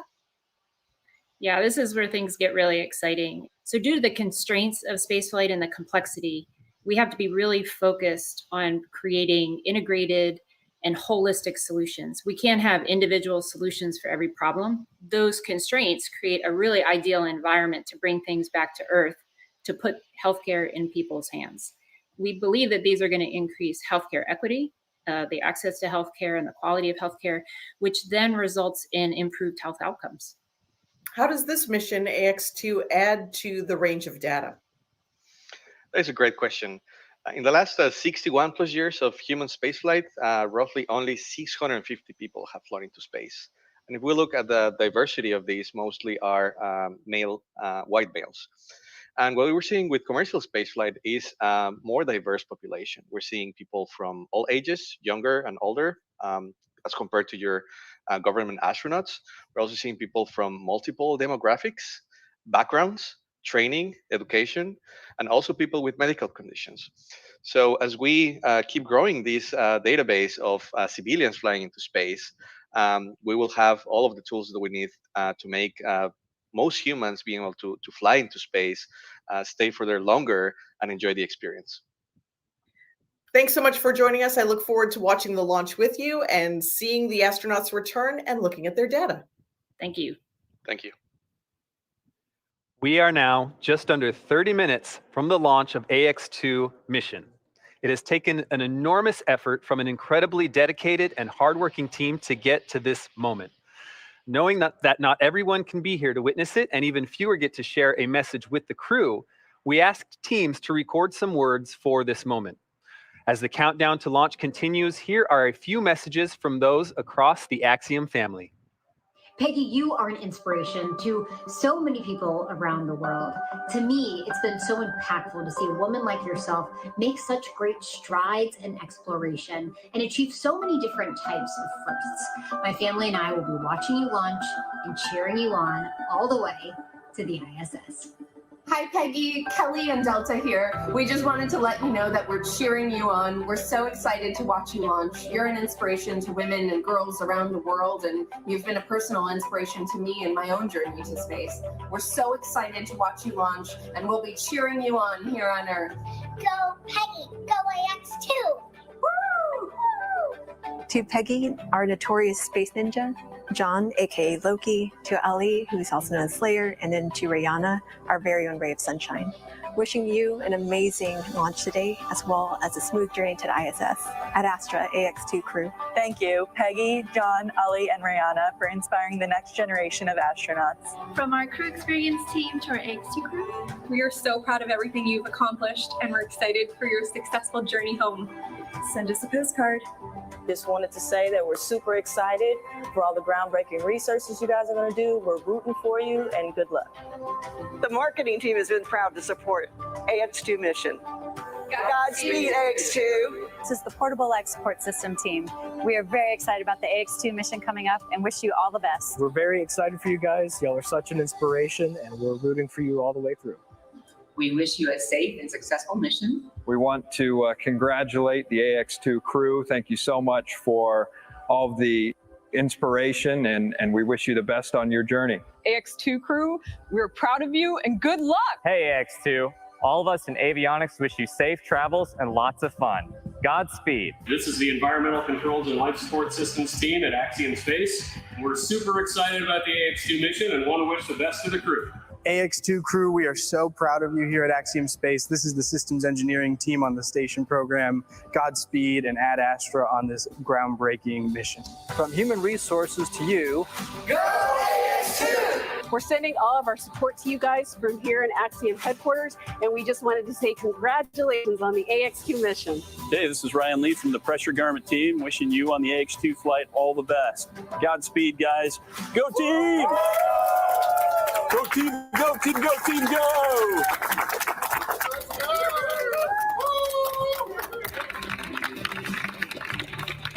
Peggy, John, Ali, Rayyanah, I look forward to seeing you flying in space and working aboard the International Space Station. I also wish you to enjoy your staying aboard for this another Making History mission. We are all proud of you, and we wait for you on the ground, and Godspeed. A big thanks to all those who contributed to those videos and everyone behind the crew today. A lot of really excited teams out there. And a special thanks to Kelly Girardi and the Space Gal, Emily Calandrelli, both big STEAM education advocates who you just saw as well. They dedicate their influence to increasing literacy and interest in science, especially for young girls, which is awesome. Yeah. You know, Emily and Kelly are both moms to young girls, so it's safe to say that they have front row seats to knowing what is cool and inspiring. Now, speaking of front row seats, it's been feeling like we have one of our very own looking at pad 39A with these camera views that we've been getting all morning and afternoon. Now, let's take a moment to get acquainted with the vehicles that you see there on your screen. The Falcon 9 rocket with a Dragon spacecraft on top together stand at about 215 feet, which is almost 30 feet taller than the Leaning Tower of Pisa in Italy. Falcon 9 is a reusable two-stage rocket, which means it's kind of like two rockets in one, the first stage and the second stage. The first stage is the bottom two-thirds of the vehicle. Today's booster is flying for the first time. You can think of it as the large bottom white portion and the middle black portion. So that's what we mean when we say the booster. The first stage is responsible for accelerating Falcon and Dragon through the Earth's atmosphere and into space. In order to do that, it has 9 Merlin engines at the bottom of the stage. Prior to liftoff, the Falcon 9 first stage is... Stage 2 cryohelium load has started. Actually, and currently underway, is being loaded up with nearly 1 million pounds of fuel and liquid oxygen. The Merlin engines on the first stage are optimized for sea level. They achieve 190,000 pounds of thrust during ascent and descent. The first stage accelerates the vehicle through the Earth's atmosphere into space and then separates from the rest of the rocket about 2.5 minutes into flight. From there, the first stage will head over to LZ-1. It will do what no other orbital class rocket in the world can do. It'll go right there, make its way back to Earth. Today marks the first time we are landing Falcon 9 on land for a crew mission. Previous crew missions landed on a drone ship stationed in the Atlantic Ocean. So pretty exciting first for us today. Landing back on land has a lot of benefits. For example, it eliminates the need for our recovery team to be stationed out at sea for days, and it improves our turnaround time to get Falcon 9 ready to fly again. Now, above the first stage is the second stage. The second stage has a single Merlin vacuum or MVAC engine, and that ignites after the first stage separates. The second stage is essentially a smaller version of the first stage, whereas the first stage is designed to power the vehicle out of the Earth's atmosphere and through the forces of gravity. The second stage is specifically designed to operate in the vacuum of space. The second stage powers the Dragon spacecraft to its targeted drop-off orbit. The Dragon spacecraft itself is capable of carrying up to 7 passengers to and from Earth orbit and beyond. But as we've been seeing with those views inside the capsule, today we're carrying 4 people. We have the 4 members of the Axiom 2 crew. It's the first private spacecraft to take humans to the space station and the only spacecraft currently flying that is capable of returning significant amounts of cargo to Earth. Like the Falcon 9 rocket, the Dragon spacecraft is also reusable. This will be the second flight for this particular Dragon spacecraft. This is Dragon Freedom that the AX-2 are flying in today. It previously supported NASA's Crew 4 mission in April 2022. Now, we are awaiting our T0 coming up in just over 23 minutes from now. The ground operations teams are doing a series of system checks to make sure both Dragon and Falcon 9 are ready for launch. Let's take a look at what the ascent portion of the mission will look like. Now, once we hit T0, we're going to watch Falcon 9 and Dragon lift off from historic pad 39A and make their ascent. Now, about 43 seconds into flight, Falcon 9's engines will throttle down to help pass through the period of maximum dynamic pressure on the rocket, what we typically refer to as max Q.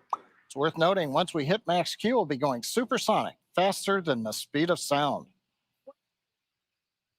Dynamic pressure, we can throttle up our Merlin engines once again. From there, at about 2.5 minutes into flight, we have a series of 3 events that happen in rapid succession. First is MECO, or main engine cutoff. This is where all 9 Merlin engines will shut off in preparation for stage separation. where, as the name suggests, that's where the first stage detaches from the second stage, with the first stage making its way back to Earth for landing as the second stage continues on its journey with the third event.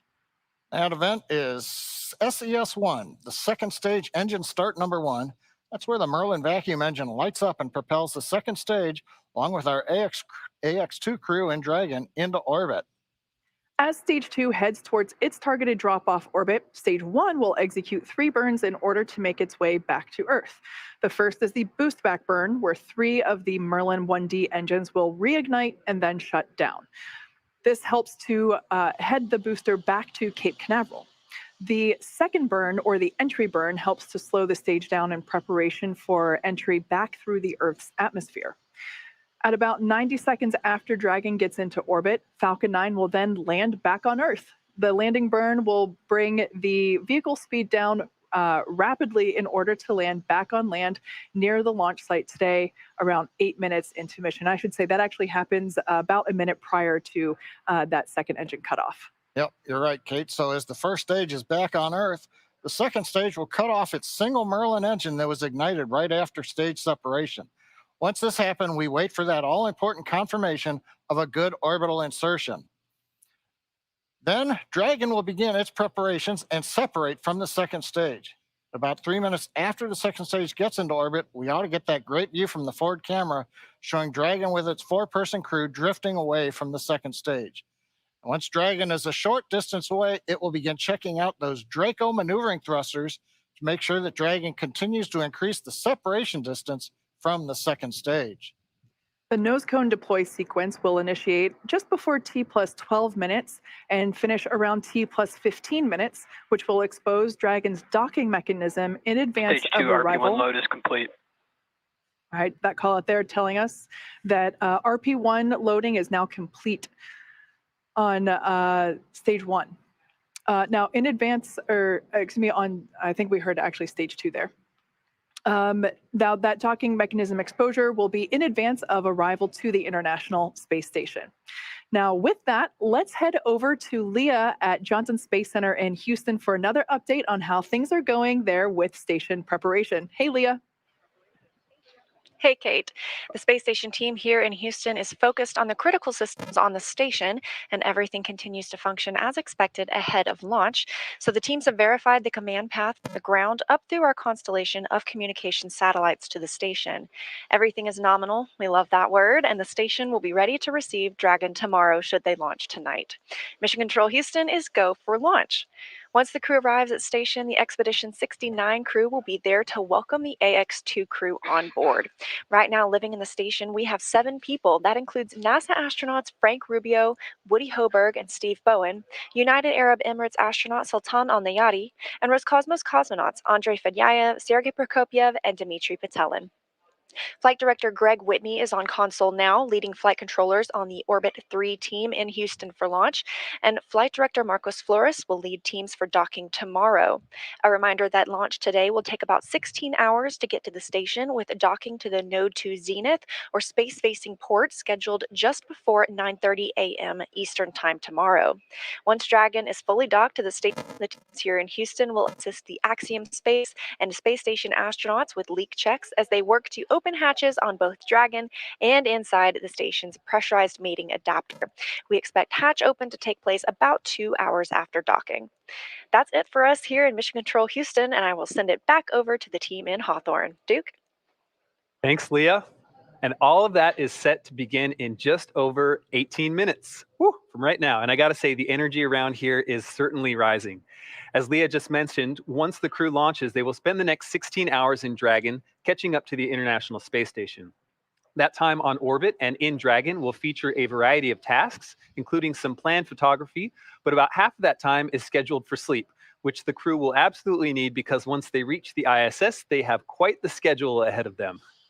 They will spend 8 days on station conducting a variety of science investigations and technology demonstrations, including radiation protection research, studies on how to create rain and how to enhance our understanding of dangerous thunderstorms, as well as DNA research with nanomaterials and reprogramming skin cells to help create regenerative medicines. Wow.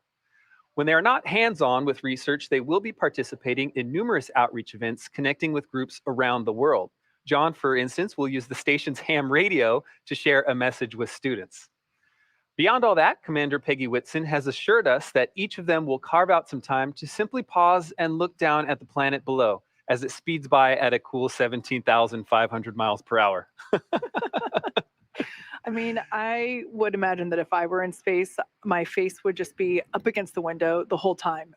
On station, just in the cupola the whole time. Yes, exactly.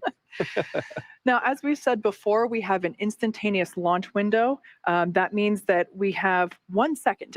We're targeting 5:37 p.m. Eastern Time, 2:37 p.m. Pacific Time. So just 16.5 minutes from Stage now. 2 LOX load has begun. That call out, they're telling us that the liquid oxygen on stage 2 is now beginning, the liquid oxygen on is beginning to be loaded onto stage 2.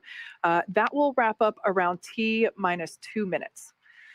Now, I was talking about the instantaneous launch window because we are essentially chasing the space station. We're trying to catch up to it. It means that in order for everything to be precisely lined up in terms of how much propellant we're taking on board, and obviously we don't want to take too much because everything about space is weight. How much weight are you taking? And so we want to optimize our path to the International Space Station. And yeah, so we basically have that instantaneous moment to take off. All right, and that moment is coming soon. And as we approach the final moments of our countdown to launch, Axiom Space CEO Mike Suffredini wanted to take a moment to reflect on this, the second Axiom Space mission. This mission today is very meaningful for Axiom Space. It's a watershed moment because it's our opportunity to really start bringing the rest of the world to the International Space Station. We're honored that the Kingdom of Saudi Arabia is flying with us here today. The 2 crew members flying are fantastic. They've done a great job in training. Of course, John Shoffner's been with us for a while. He's a backup on AX-1. We're excited for him to fly. Of course, the commander's Peggy Whitson, and she's the first woman commander for a commercial mission. That's a big deal to us. I really don't think it's a huge deal to Peggy. She's flown so many times. This is, like riding a bike. But we're very excited for this crew, and we're looking forward to their mission. So, we don't do this by ourselves. Axiom is a wonderful company with fantastic employees. They've done quite a bit of work to get to this point. The commander is one of our very own as well, but our thanks go out to the entire team that support us. Axiom done a fantastic job in preparing for the mission and the medical and all the work that's gone into getting the crews ready to go fly. SpaceX, which is a fantastic, reliable Dragon spacecraft and Falcon launch vehicle, have prepped the crew and the vehicle, and it's out on the launch pad ready to go. And of course, NASA, we can't do any of this without NASA, who has worked with us along the way, allowed us to have this opportunity, and will work with us on orbit. And of course, the investors. The reason why we get to do what we're doing as a company and build this space station and do these missions is because the investors that are with us along the way. So it's the entire team that has supported us and worked with us throughout this last several months as we prepared for this mission, and we're thankful to them all. All right, guys, you're going to have a great time on orbit. We're looking forward to seeing you there on orbit.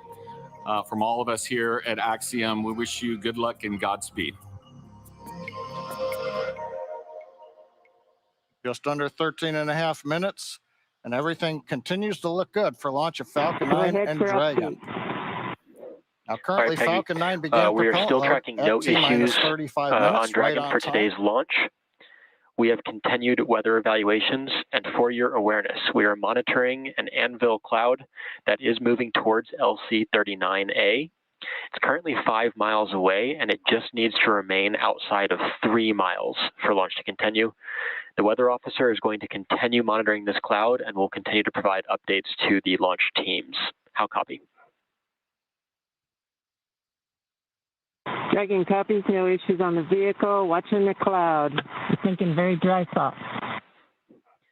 Good readback, and just a reminder that for the Falcon 9 valve, the Falcon team is going to be performing that manual evaluation of the manifold pressure until T-minus 35 seconds. And if we do not pass those checks, the Falcon team will call a hold. If the evaluation passes, there will be no call made and we will continue with the countdown.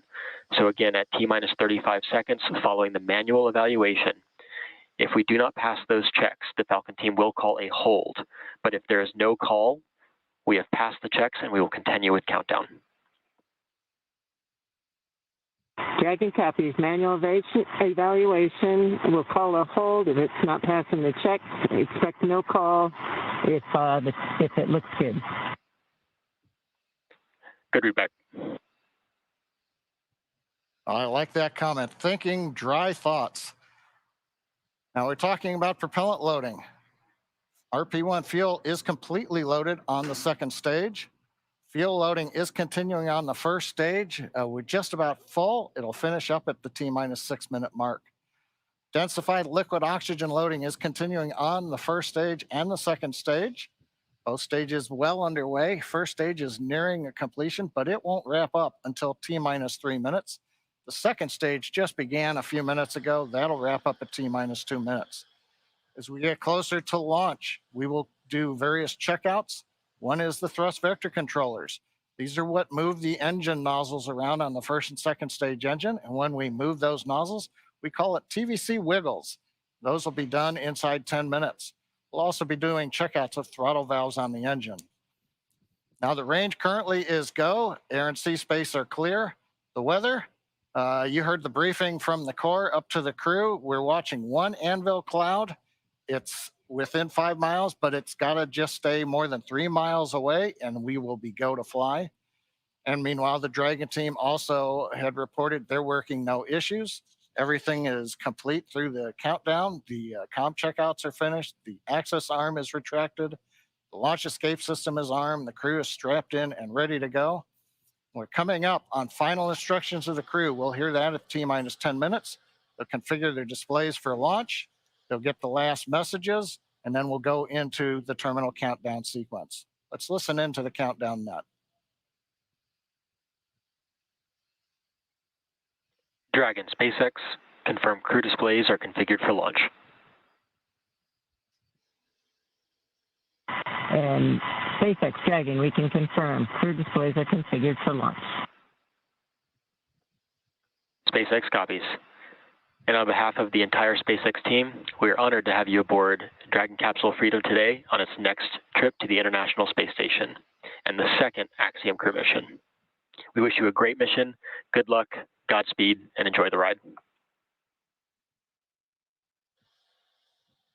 Let freedom fly. Hear the crew calling back to the ground, let freedom fly. We see them applauding. Everything continuing to look good. We're coming up on 9 minutes to launch. Next major event is going to be engine chill at T-minus 7 minutes.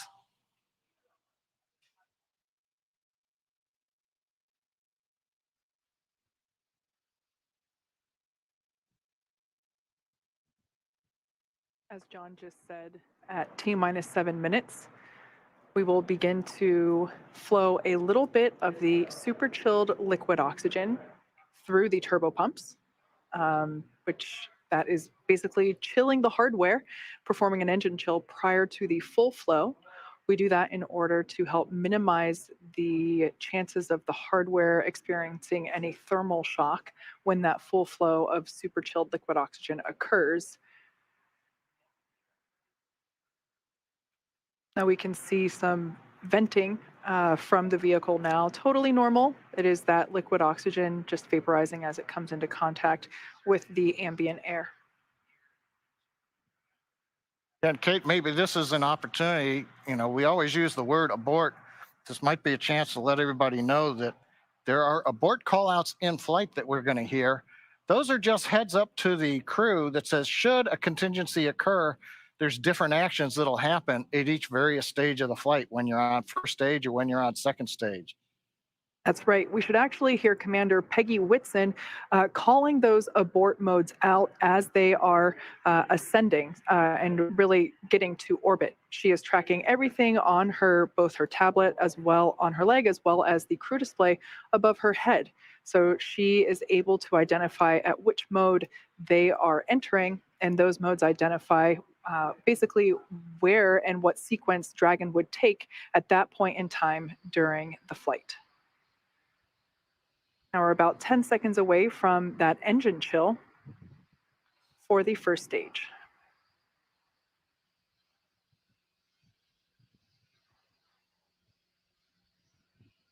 Engine chill has started. All right, right on time. We've opened the valves that are letting liquid oxygen and kerosene fuel down to the Merlin 1D engines on the first stage. Our next major activity coming up at T-minus 6 minutes approximately. We'll hear the announcement that fuel loading is complete on the first stage. And one other comment, while we were hearing the briefing to the crew at the T-minus 10 minute mark, we also heard reference to a call out that may or may not be made at T-minus 35 seconds. Many of the checkouts of the Falcon 9 are done by computer in the last minute. There is one today that requires an engineer to look at some data. If, for example, that system had an issue, that would be called out at T-minus 35 seconds. Right now, everything continues to look good, though, on Falcon 9.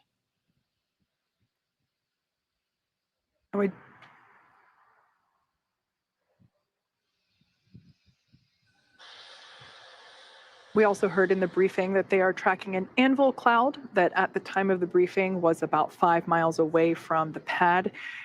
They are tracking it. It just needs to stay outside of 3 miles. So everything still continues to look okay on that front.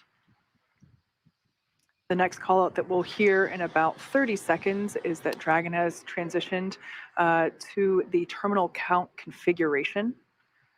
That's basically an indication that the Dragon spacecraft has taken over the spacecraft's countdown and will at that point be on internal power.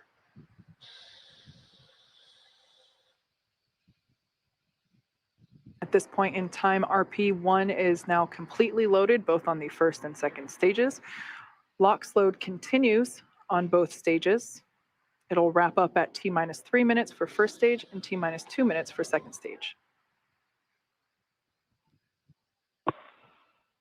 Dragon tanks are pressurizing for strong-back retract.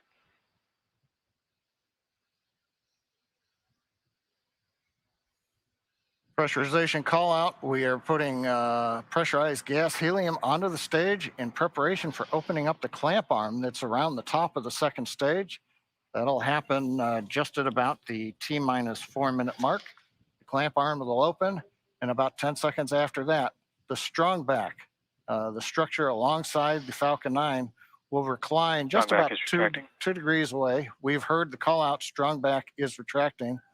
That starts the sequence now in the ground computer to open the arms and recline that strong back about 2 degrees away. At liftoff, hydraulics will then pull the strong back to a position about 45 degrees away from the rocket as it flies out of the launch mount. See the arms opening up now around the second stage. We should now be able to see that strong back retract just a couple degrees away from the launch vehicle.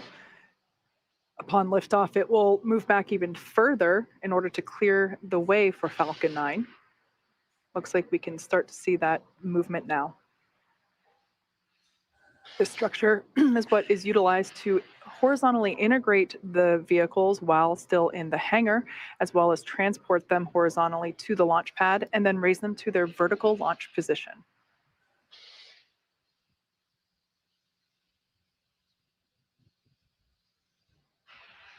And we've got the strong back is now, you see a little bounce there as it stops. Stage 1 LOX load is complete. And right on time, stage 1 LOX load is complete. We're down to just loading a liquid oxygen on the second stage. That'll wrap up just after T-minus 2 minutes, at which point we'll have the million pounds of propellant on board Falcon 9 ready to fly. We can see the vehicle continuing to vent some of that gaseous or the liquid oxygen that has now vaporized. Dragon is in terminal count and is on internal power.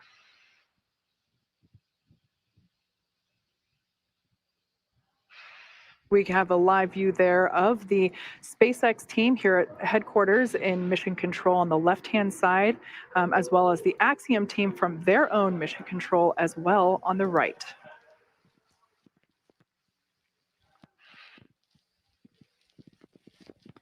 Dragon SpaceX for weather. Looks like the system has cleared, and we're looking like we're go for launch for weather. All right, we've heard a good news information to the crew. Dragon copies. We're letting them know that it appears the weather is going to avoid the area. That is great news indeed.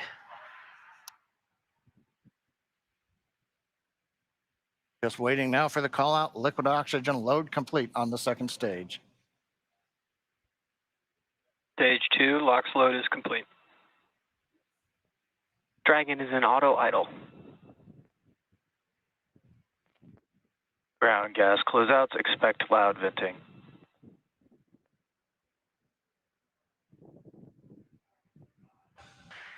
At venting, we're now bleeding off excess pressure in the strongback. That's what's giving that large white plume as cold gas meets the warm Florida air and condenses the moisture. Coming up on 1 minute where the flight computers will take over the sequence. Let's listen in to the launch of Falcon 9 with Dragon and the Axiom 2 crew.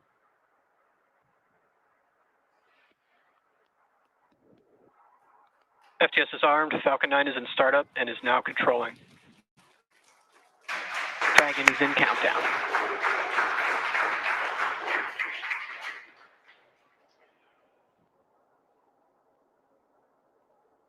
Dragon, SpaceX, go for launch. Dragon copies. Go for launch. T-minus 30 seconds.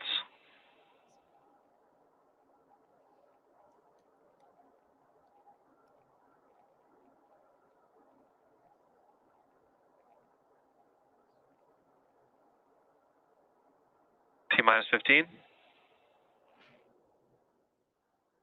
T-minus 10, 9, 8, 7, 6, 5, 4, 3, 2, 1. Engines full power. And liftoff, Falcon 9. Go Axiom. Stage 1 Alpha. Copy 1 Alpha. Together we expand what is possible in low Earth orbit. Ad Astra and Godspeed AX-2.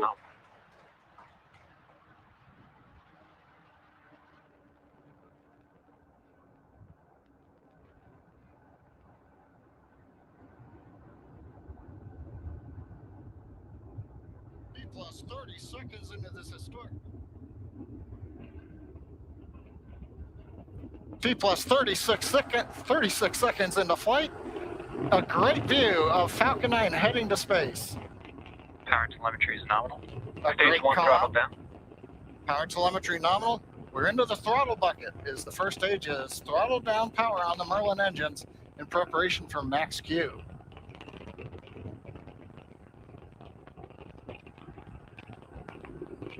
Falcon 9 is supersonic. Faster than the speed of sound as we're getting great views from the first stage camera looking back at Kennedy Space Center Complex 39A. Stage 1 throttle up. Max Q.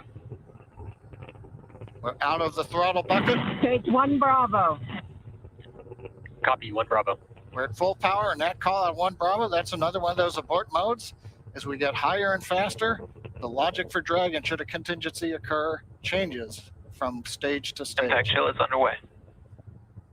Chill announcement says we're getting the turbo pump on the second stage engine cooled down in preparation for its light up coming up in just another minute from now.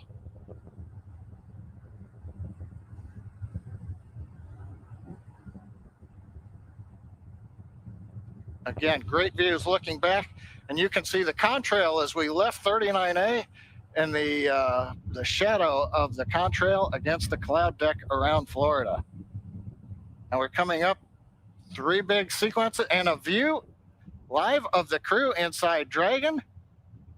They're getting ready. We're going to get 3 events here. Main engine cutoff, stage separation, and then we're going to light the second stage engine. We've heard the throttle down in preparation for stage separation.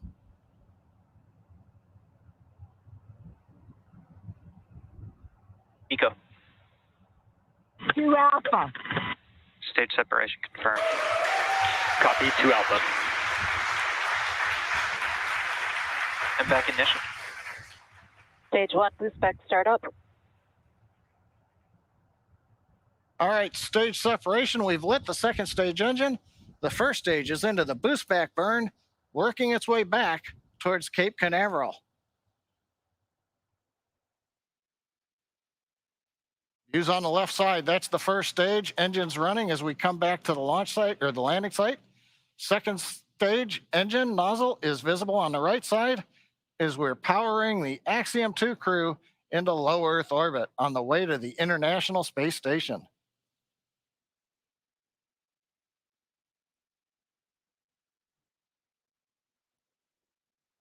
Waiting for call out that the boost back burn is complete. Stage 1 boost back shutdown. Right on time. First stage completed the first of 3 burns heading back to the landing site. Second stage continuing on power and on trajectory. Acquisition signal, Bermuda. We head northeast, the Bermuda ground station. Dragon, SpaceX, trajectory nominal. Bermuda is listening into the vehicle Copy, now. nominal trajectory. And the crew hears the call out of a nominal trajectory. So 4 minutes into flight, everything continuing to go well. First stage heading back. And there's the crew on the second stage getting the ride into orbit to the space station.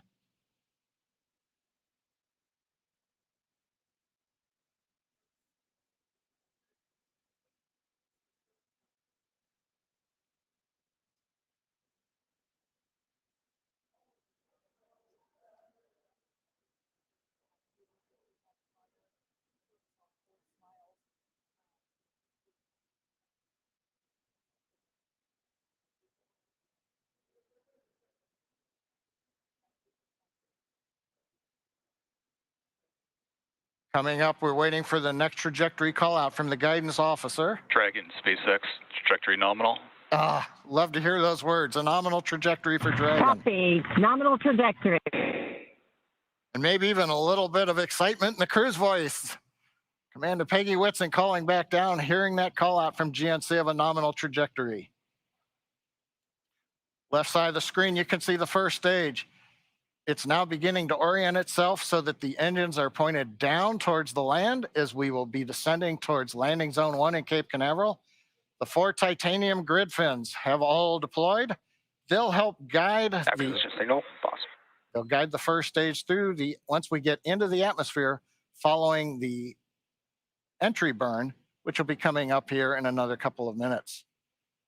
On the right-hand side, the second stage with the Dragon capsule on top, heading up the eastern seaboard of the U.S. We've just heard the call out of Boston. That's the New Hampshire tracking station, has picked up the signal.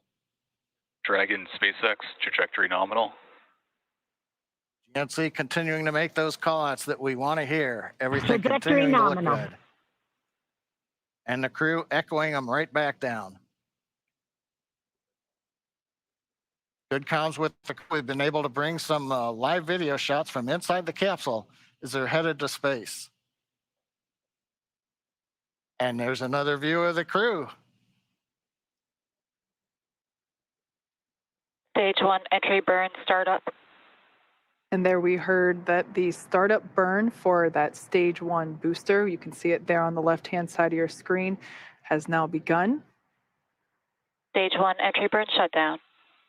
And conclusion of that entry burn, that burn helps to slow the vehicle down as it re-enters the Earth's atmosphere. The first stage sees high drag, which scrubs roughly 70% of the velocity by the time Dragon, that landing. SpaceX, trajectory nominal. Love to hear that call out. Everything. Nominal trajectory.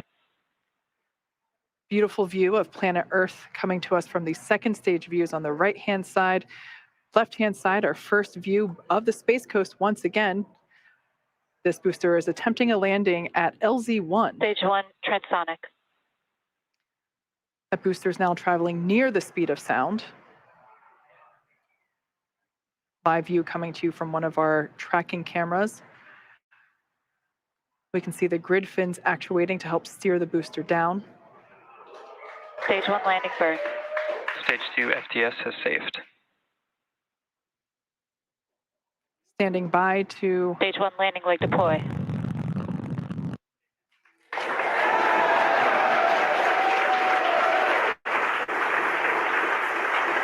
There you Stage 1 can, landing confirmed. you can see that first stage has landed back at LZ1. This is the first time that we have performed a land landing on a crew mission. Coming up next will be second engine cutoff, or SECO, and that's where after that engine cuts off, second stage will coast for a few minutes until Dragon is commanded to separate. Stage 2 is in terminal guidance. We're expecting SECO to occur in about 20 seconds.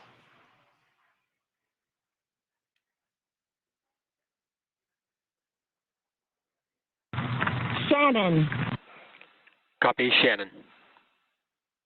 Commander Peggy Whitson continuing to call out the abort modes.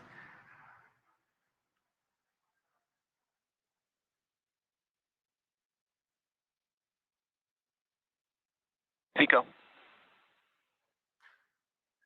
All right, on time shutdown of that second engine.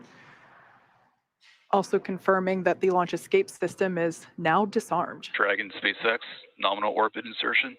All right, and there's that call out. We can confirm good orbital insertion. Copy, nominal insertion. Dragon SpaceX, launch escape system disarmed. We can see the crew playing with their Dragon harnesses copy. now that they are in zero-G, which I think we just got a view of our zero-G Stuffy.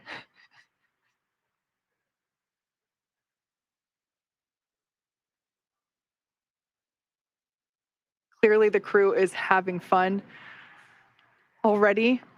Right after liftoff, I think we heard a laugh coming from Commander Peggy Whitson, which, being a NASA legend and one of the most decorated astronauts of all time, it's amazing to hear that even a space veteran as she Expected loss of signal, Cape. still has fun at liftoff.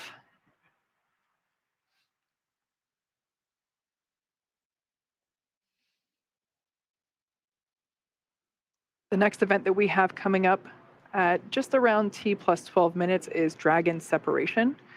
That's where the Dragon spacecraft and trunk, so collectively referred to as the Dragon spacecraft, will separate from the second stage. Acquisition signal, Newfoundland. After that separation, we will begin to deploy the nose cone, which exposes the forward bulkhead thrusters as well as the forward hatch. That forward hatch is what the capsule utilizes to autonomously dock to the International Space Station.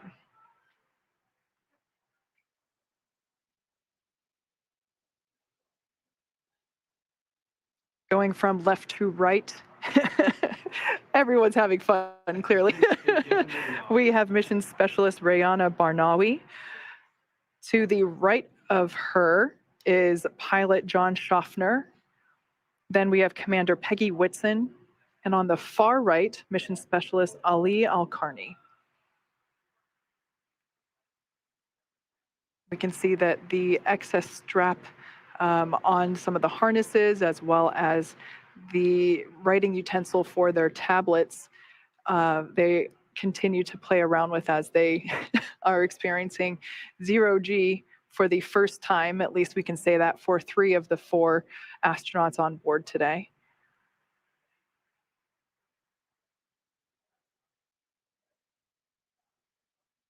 Now we are standing by for Dragon separation, which is expected to occur in the next few seconds.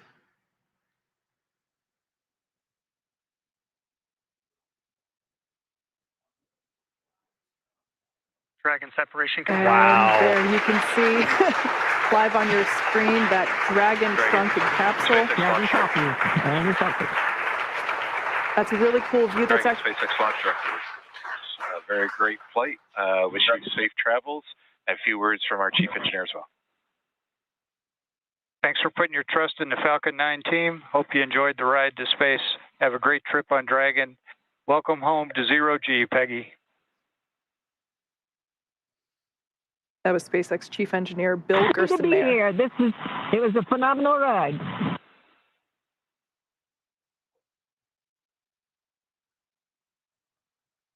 Make sure you share the joy of zero G with your crew.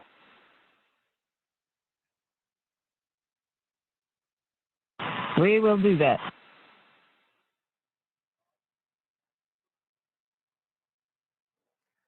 Already you can see Dragon's Draco thrusters activating.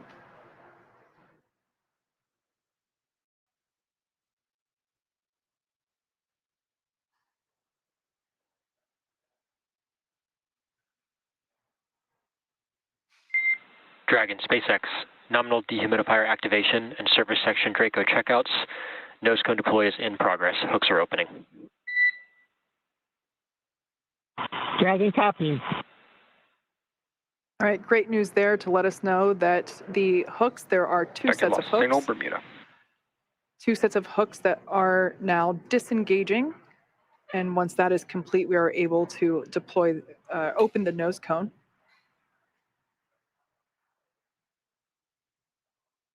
We should see that nose cone deploy in about a minute. It's a great view on the right-hand side of your screen from the Falcon 9 second stage, looking at the Dragon Freedom capsule.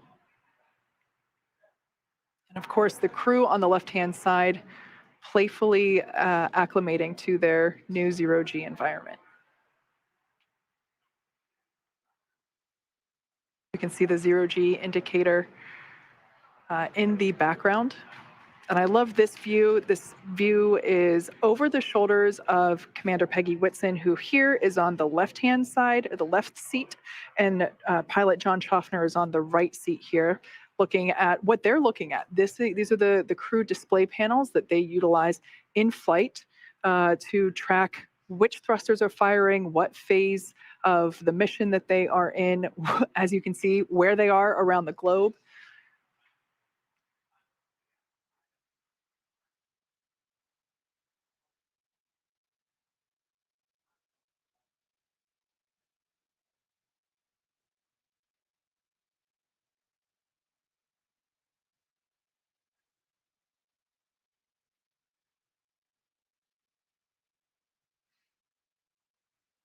All right, as we can see, crew getting acclimated.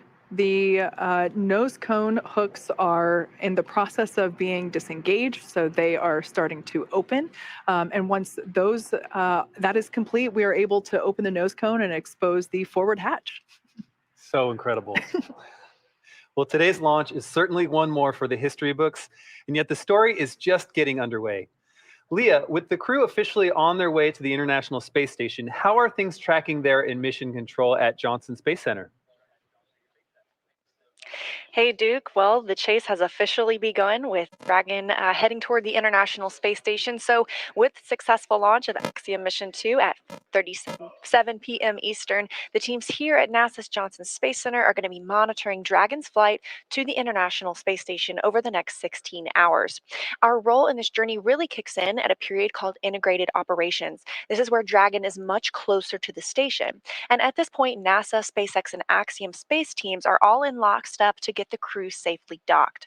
The teams here are preparing for a docking of AX-2 to the station at about 9:30 a.m. Eastern Time tomorrow. We're going to begin joint coverage of that phase at 7:30 a.m. Eastern Time. But for now, that'll be it for us in Mission Control Houston tonight, and I'll be back with you tomorrow for docking. Back to you, Kate and Duke. Yeah. Now, over the next 16 hours, Dragon will execute a series of burns to gradually raise and line up the AX-2 crew for docking with the International Space Station in what we refer to as activation and rendezvous phase of the mission. Now, in just a few minutes, the crew will get to change out of their spacesuits and get a little bit more comfortable for flight, and will enjoy their first meal aboard the spacecraft. I'm sure that'll be a lot of fun, the first time for 3 of them eating in microgravity. And then at 2 p.m. Pacific, they will get ready for a rest period that will last about 10 hours, 8 hours for actual sleeping, and a couple hours for pre- and post-sleep activities. And then before they arrive at the station, we'll have 2 potential opportunities to chat briefly with the crew on orbit. One later this morning around 11:10 a.m. Pacific, and one early tomorrow about 12:10 a.m. Pacific. While we're hopeful that one of these will work out, neither opportunity is guaranteed as they are dependent on both crew schedule and ground station coverage. But if we're able to support, we'll make an announcement on our social media channels no later than 15 minutes before the event start time. But in the meantime, be sure to keep tabs on the mission at axiomspace.com, and you can also keep track of Dragon's flight on spacex.com/launches. And even if we aren't able to talk live with the crew, we will continue to provide updates on the mission across our social media channels. And starting at 7:30 a.m. Eastern, 4:30 a.m. Pacific on Monday, May 22nd, we will pick back up with our live joint coverage of the AX-2 crew's approach and docking to station with NASA. Please keep an eye on Axiom and SpaceX social channels for updates, as there will be plenty of incredible moments to share with you over the next 10 days. And so from all of us at Axiom Space, thank you, SpaceX. Thank you, NASA. This is just the beginning. And thank you for tuning in. We hope to see you soon.